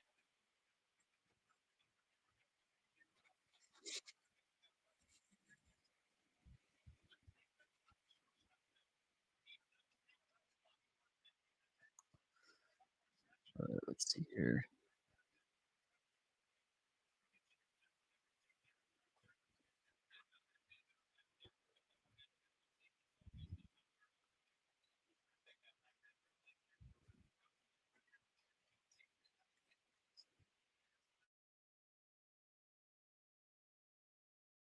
On the stream, I'm curious, do you prefer, the type of videos that I've been making to where it's like 5 to 10 minutes to where it's like, a lot of editing, all that stuff? Do you guys like podcasts, extended conversation type stuff, less editing? If you have an opinion on those types of things, let me know.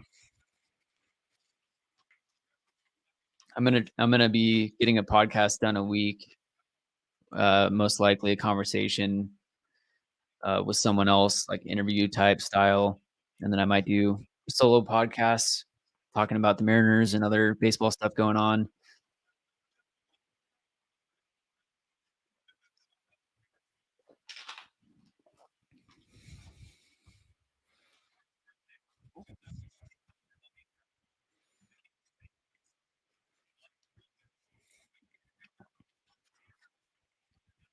Okay, the Royals just took Blake Walters, who's a right-handed pitcher out of high school in Illinois.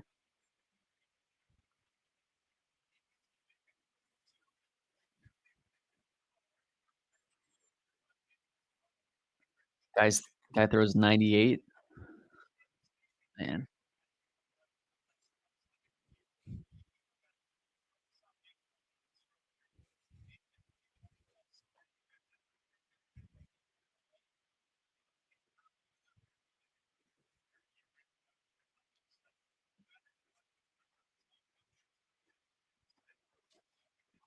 apparently Blake Walters has some Bobby Miller comps. 65 grade fastball, good slider, changeup.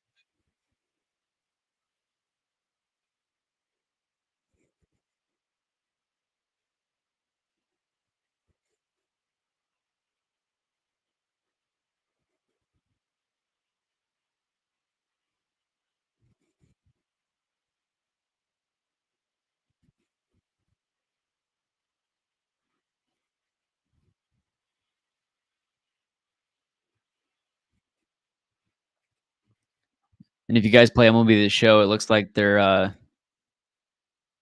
doing draft cards. So like Paul Skeens is a 99 for the Pirates in the show. That'll be nasty.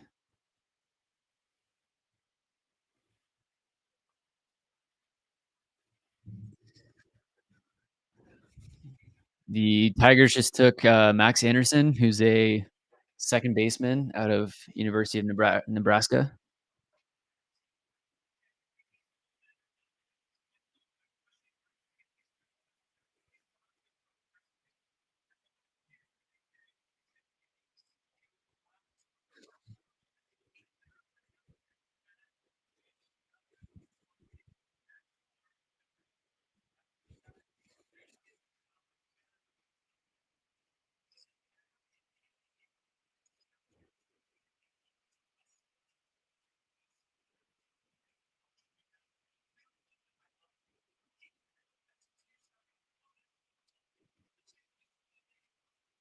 Still can't get over the Marlins taking Noble Meyer and Thomas White.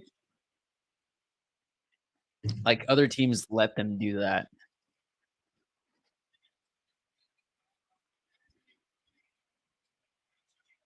Rockies have the next pick, and then the Marlins have another pick. So I guess look for whatever next top pitching prospect there is. The Marlins are probably taking them.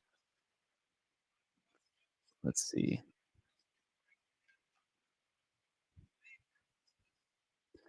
Joe Whitman, lefty, 6'5", 221-year-old. Or there's Travis Sikora, 70 grade fastball, can reach 101. Okay, I kind of do hope that the Mariners take a pitcher with this 57th overall pick.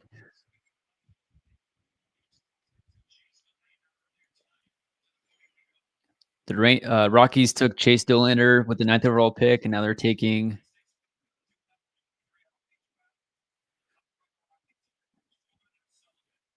Sean Sullivan, who's a pitcher out of Wake Forest.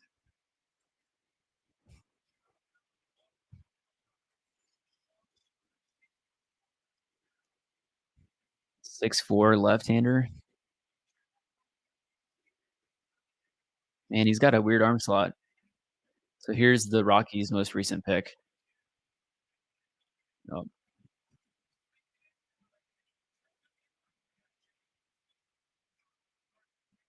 No more than here's the midweek Rockies' starter most for Wake recent Forest. pick. Teddy McGraw not been lost elbow surgery, but instead he's ranked among NCAA Division I leaders in strikeout walk ratio and whiff rate all season. Maybe it'll show a despite video of relying him almost pitching. solely on a fastball. The parts are coming because he throws it nearly 3/4. This is his 6-foot pitch. The rest of Sullivan's rubber against JP team. He has gone from an 11th rounder to a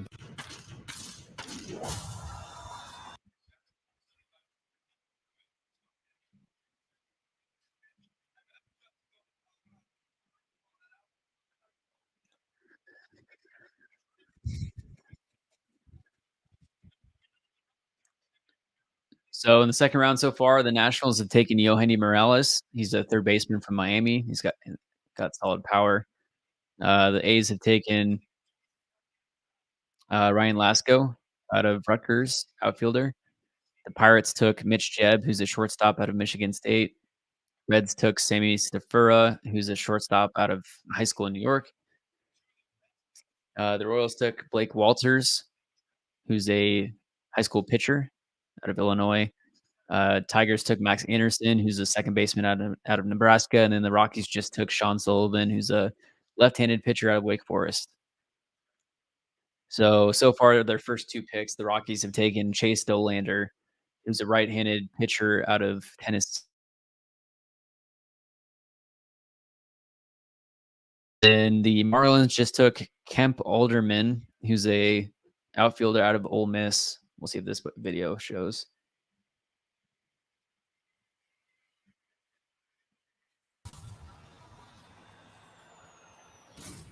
Kemp Alderman's raw power and X velocities rank among the best in the 2023 draft and should get him selected in the top 3 rounds. At 6'3" and 250 pounds, he has plenty of strength and leverage in his quick right-hand swing. He's blasted balls 450 plus feet and at 115 plus miles per hour several times this spring. His strikeouts always will be a byproduct. It's going. Mississippi and showing the arm for right field when he reached 94.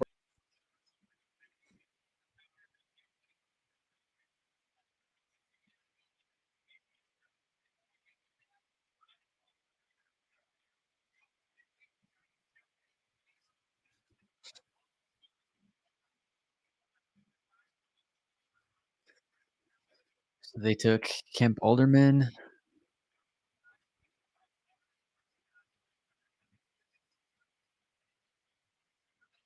Let's see who's still up here.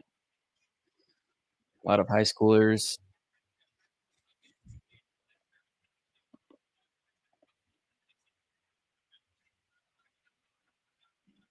Mitch Jebb was taken. I mean, the Mariners, yeah. I think you go college pitcher. I think that'd be great because you can go high school pitcher too. Because you also have to consider that, Apparently, the Mariners were in talks with the Cardinals. That's just the report from Rossi on exchanging, controllable pitching for a controllable bat or bats. And so, at some point, the Mariners are going to have to deal from their spot of depth, which is young, controllable pitching. And so, I mean, next year you got Luis Castillo, Robbie Reyes coming back at some point. Then you got Logan Gilbert, George Kirby. That's 4 spots in the rotation. You only have 1 other spot open. So is that Bryce Miller, or do you see Brian Wu being there long term? If a team wants the most impact out of a young pitcher right now, Mariners are not giving up Kirby. Hopefully they don't give up Gilbert. So it's either, Bryce Miller, Brian Wu, or Emerson Hancock, depending on what the other team is wanting. Um, so if you draft another college arm, then you have some more flexibility with being able to move 1 or 2 of those guys if you're trying to go get a controllable bat that will help your team for the next few years.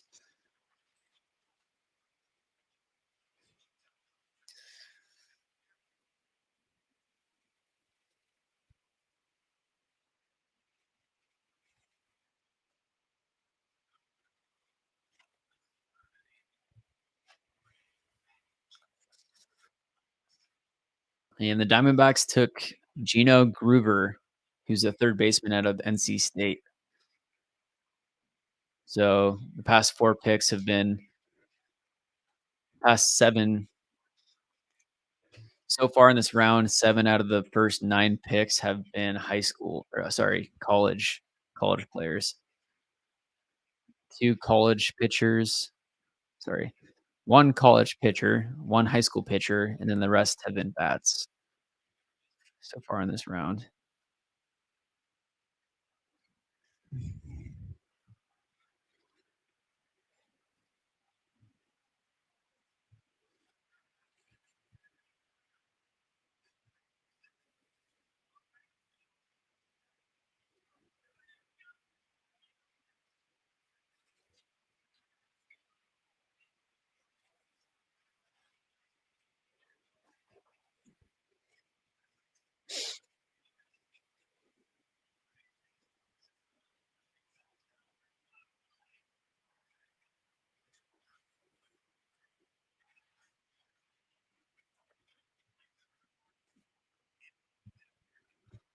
And then the Twins just took Luke Keeschel, who's a second baseman out of Arizona State.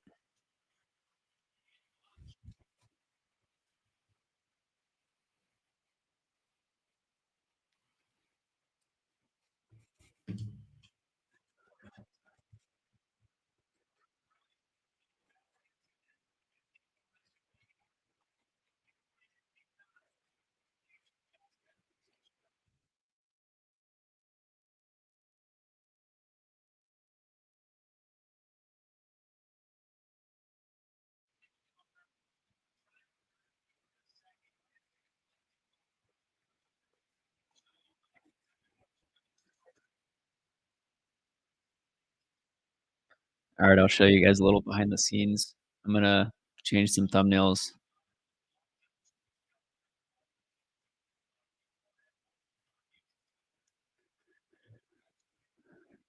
So I'm gonna change Paul Skeen's player profile.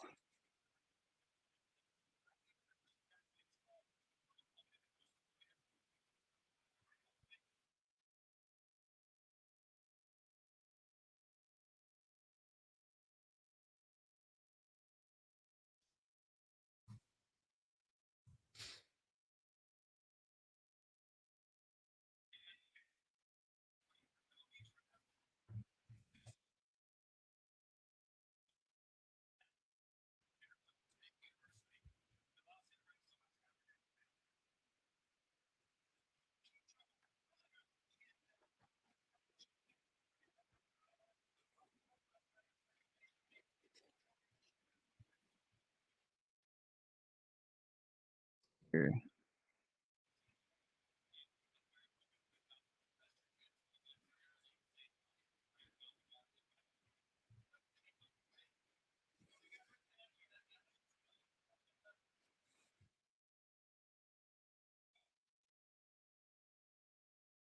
Second.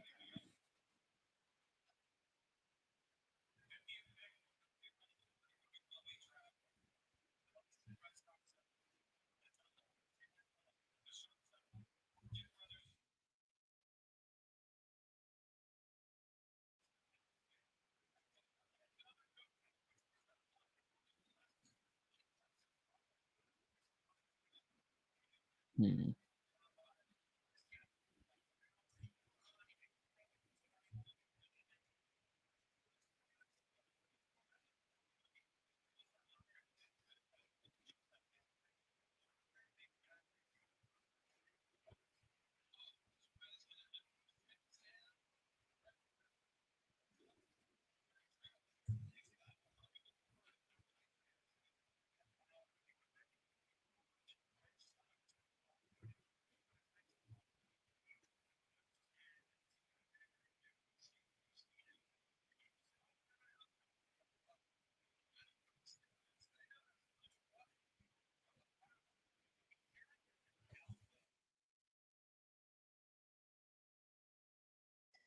All right, the Red Sox took Nazan Zanatello, who's a high school shortstop out of Missouri.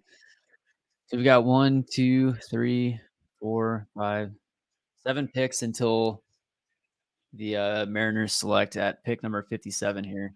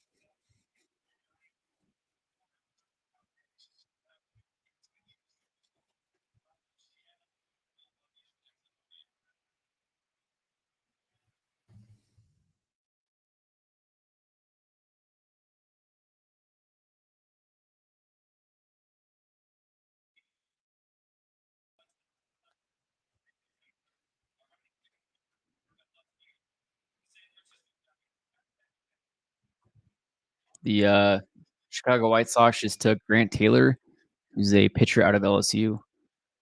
So I think that's the third LSU pitcher that's been taken now.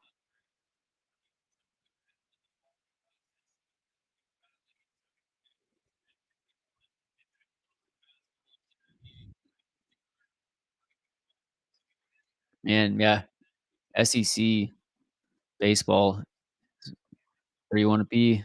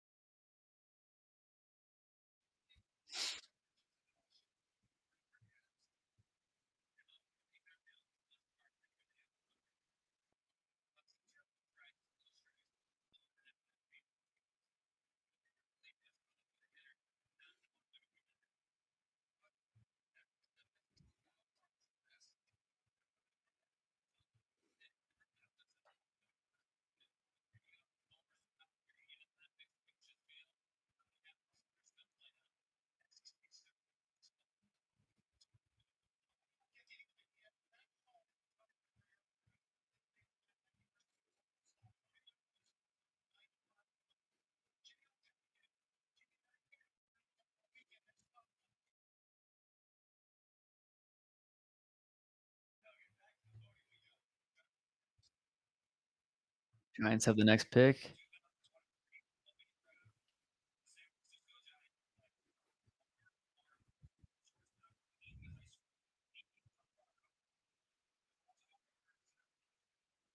Orioles have the next pick, then the Brewers, the Rays, Mets, and then the Mariners.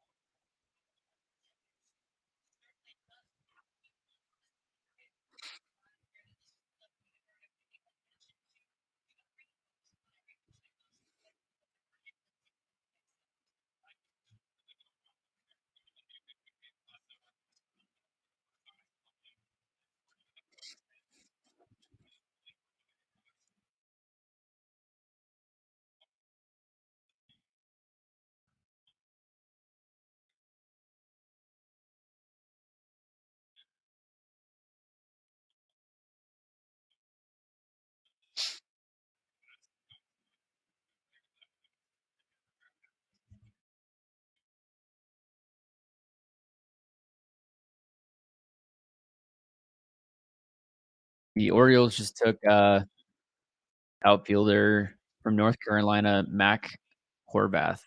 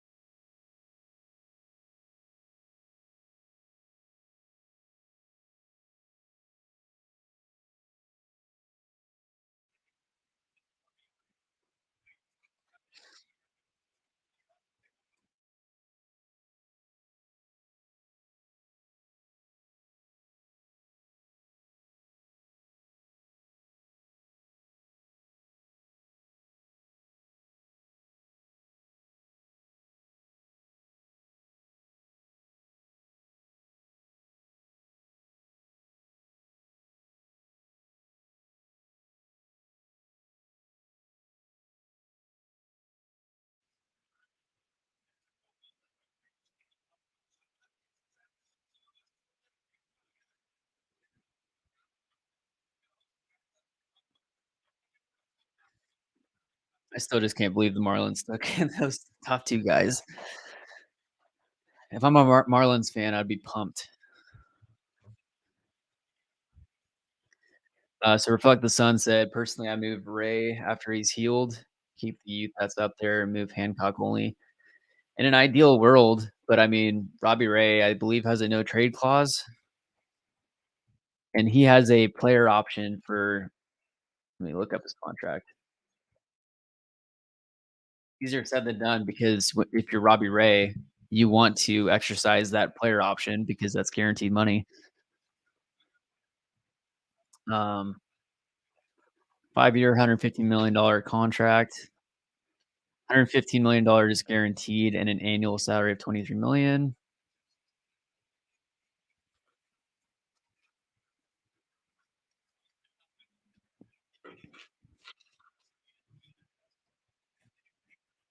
Yeah, let me do this actually.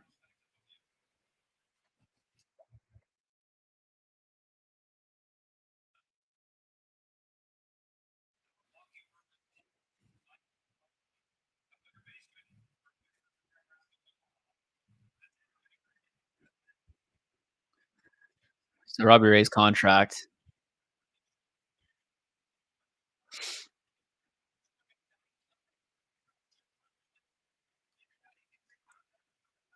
So there's a player opt-out available after 3 years, it looks like.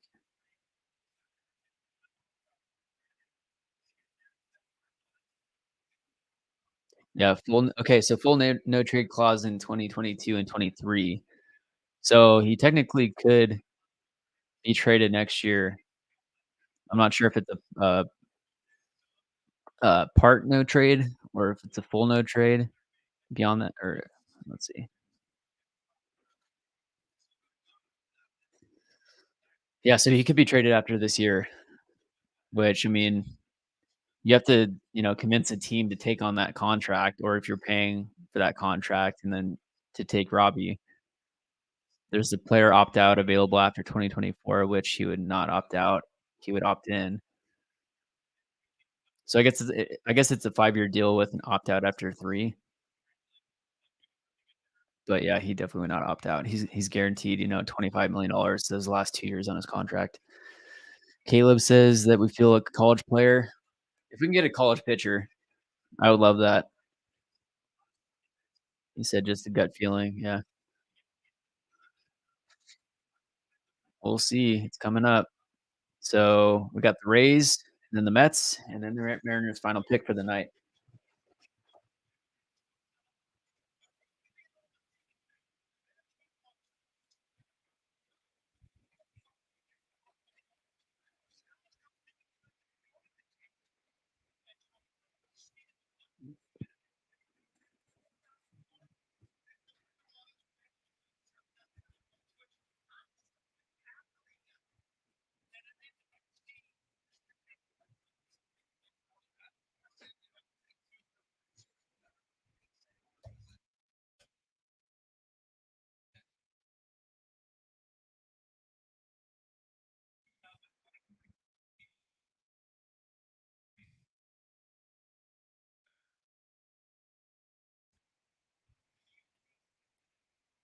The Tampa Bay Rays just took Colton Ledbetter out of Mississippi State. He's an outfielder.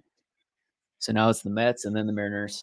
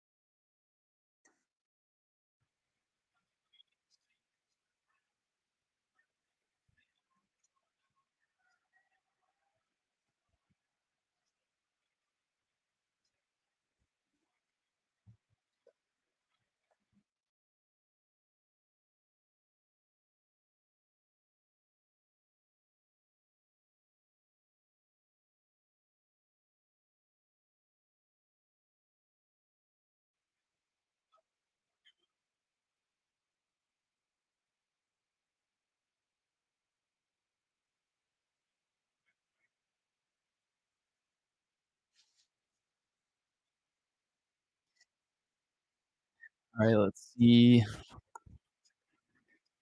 I mean, it would just be a guess at this point, but we'll see who the Mariners take here.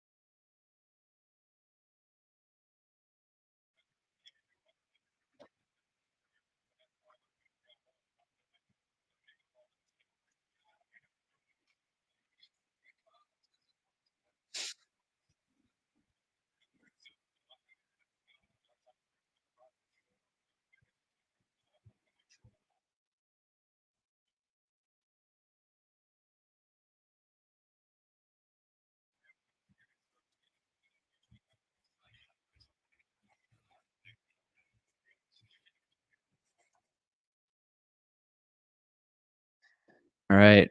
We're getting close. What's up, Sawyer?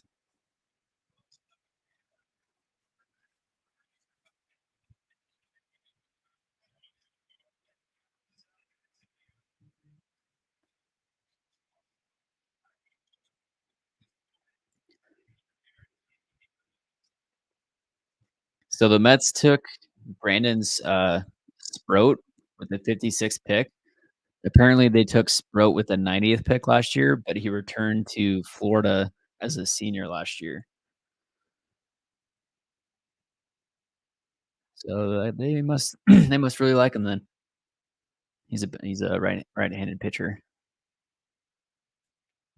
So that means the Mariners pick is up next. Yeah, right. The Mariners are probably going to take another high school shortstop. Let's hope for a pitcher. Change it up a little bit.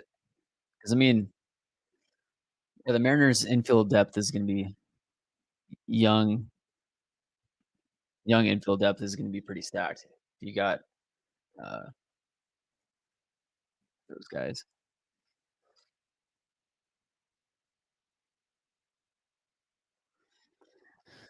They took so many. Why'd they take so many high schoolers? Well, it was kind of stated before the draft that this is a really deep draft, specifically position player, and in the first round, it's really deep with top high school talent, and then in the mid rounds, they say that it's more so college talent.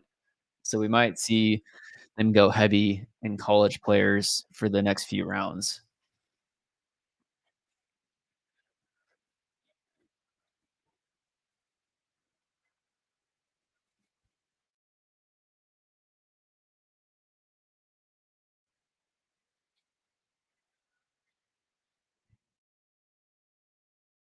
You guys' thoughts on the draft so far in general, not just the Mariners?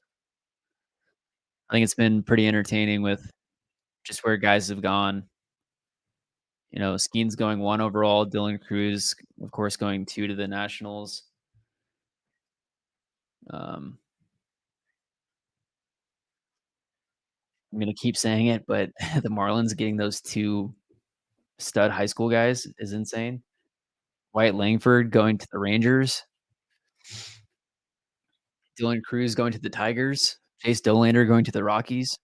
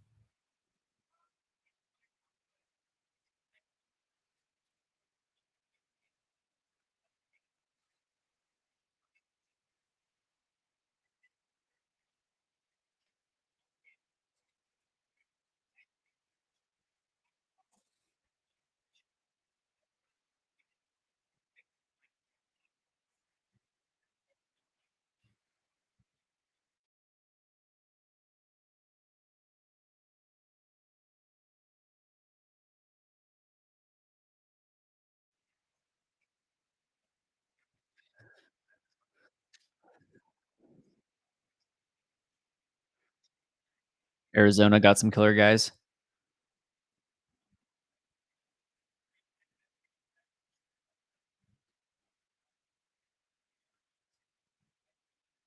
All right, let's refresh Joe Doyle's Twitter.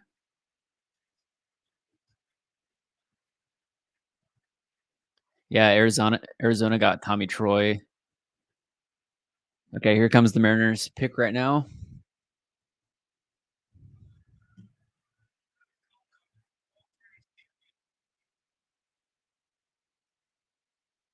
Jamie Moyer.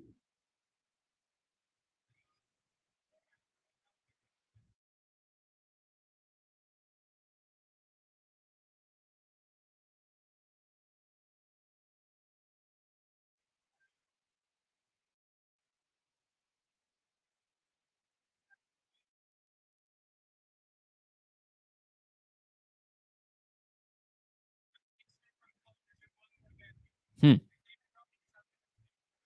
They took Ben Williamson, who's a third baseman from the College of William and Mary. Let's take a look at him.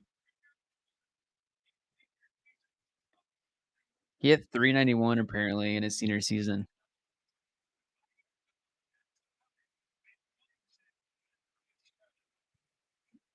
Third baseman of the future?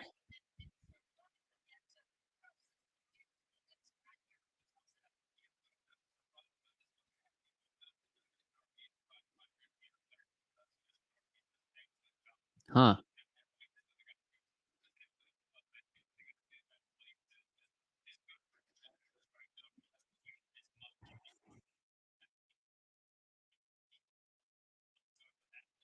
Here's Ben Williamson.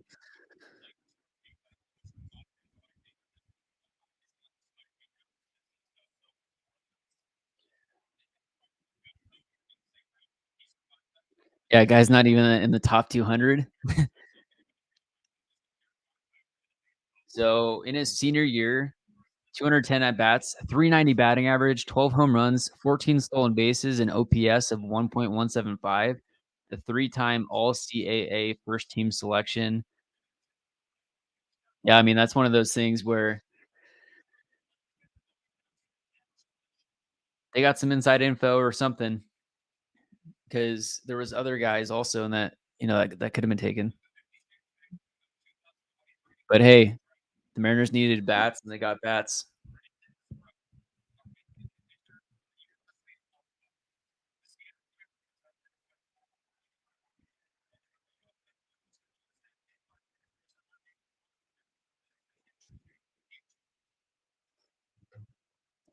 Yeah, so he had a really high OPS, which is what the Mariners need right now because they're 23rd, 24th in the league in OPS. And so, I mean, if he can contribute in 2 years on the big league team, Eugenio Suarez, let's see when his contract is.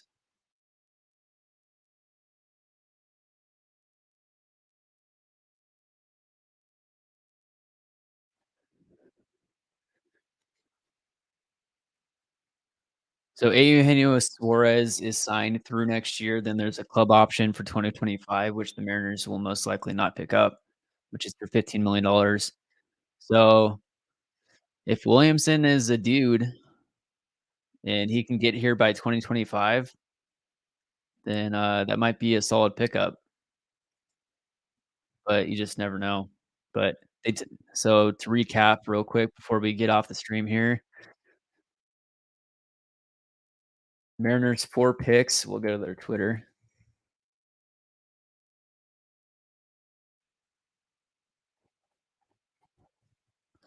So Joe Doyle said that Williamson will be an underslot selection for the Mariners, but he was widely regarded as one of the premium upper class talents in the class. He's not too dissimilar from Tyler Locklear. Interesting.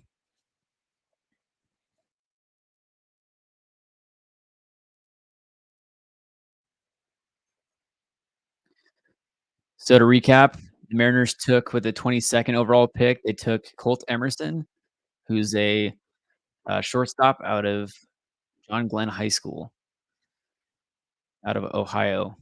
And then they took Johnny Farmello with the number 29 overall pick, who's an outfielder from Westfield High School in Virginia. And to back up, Colt Emerson batted 446 during his senior season. Johnny Farmello batted reached base at a 546 clip during his senior year. Sorry, over 38 career games. So that's not just his senior year. And then with the 30th overall pick in the draft, Ty Pete was selected. He's a shortstop out of Trinity Christian High School in Georgia.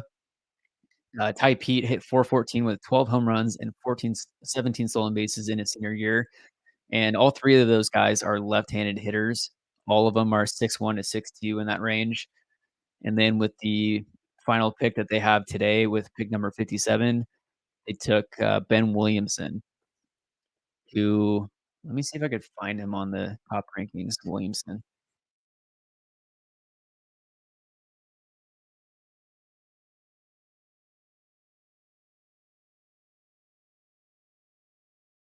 Huh. I don't even know if he was on the top 250 of the MLB pre-draft rankings. Williamson. Yeah, he's not even popping up. So they must really know something. Well, make sure to tune in Thursday to Seattle Sports 710. Listen to whatever podcast platform you listen to. Seattle Sports 710. Jerry Dipoto will be on there, and he'll be talking about the draft picks. So that'll be a great episode, and hopefully they have another Wheelhouse with Jerry Dipoto episode coming up to talk about the draft picks as well. So let's see.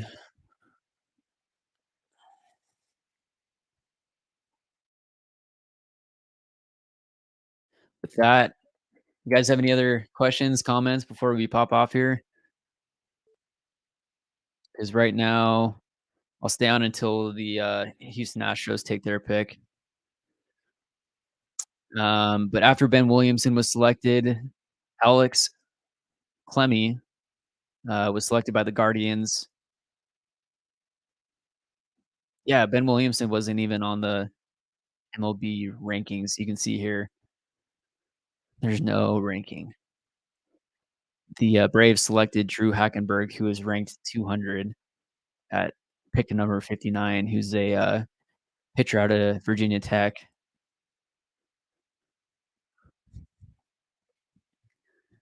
Yeah, 84 walks to just 69 strikeouts for Ben Williamson. Let's look up his stats. And then the Dodgers just took Jake Geloff, who was third baseman out of Virginia.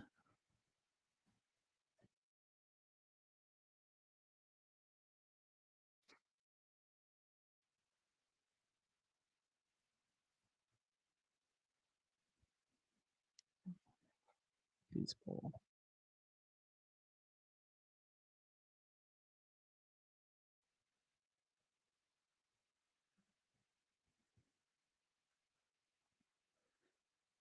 Yeah, so I mean, geez, his stats here. He got on base at a 513 clip his senior year at William and Mary. He slugged 662, OPS to 1.175.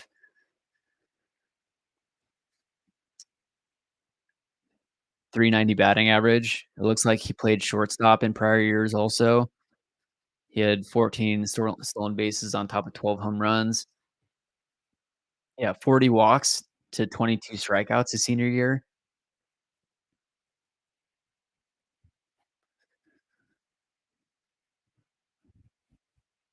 The Kevin Youkilis of William and Mary. Nice. I'll take it. And then I saw Cole Young is like a top 50 prospect now. See if they've updated their rankings.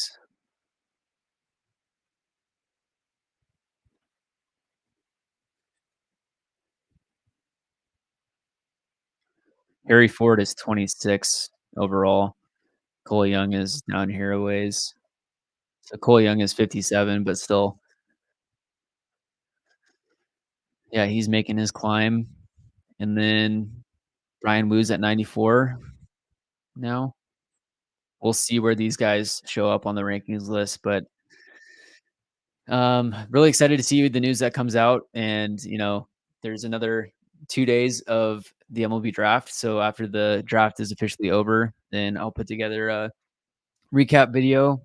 I might wait on that until we hear Jerry Dipoto talk on Thursday, so I can add some of those clips into it.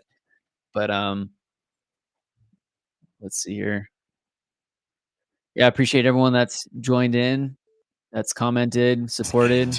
I appreciate it. Like it. He's 6'8", 230. He throws Another exciting day in Mariners baseball is a huge day for them in their future. So I'm sure these names will turn into, corner pieces of the franchise at some point. Can't go wrong with 3 in the top 30. So again, appreciate it. Thanks for everyone joining, and have a good rest of your night. We'll see you later.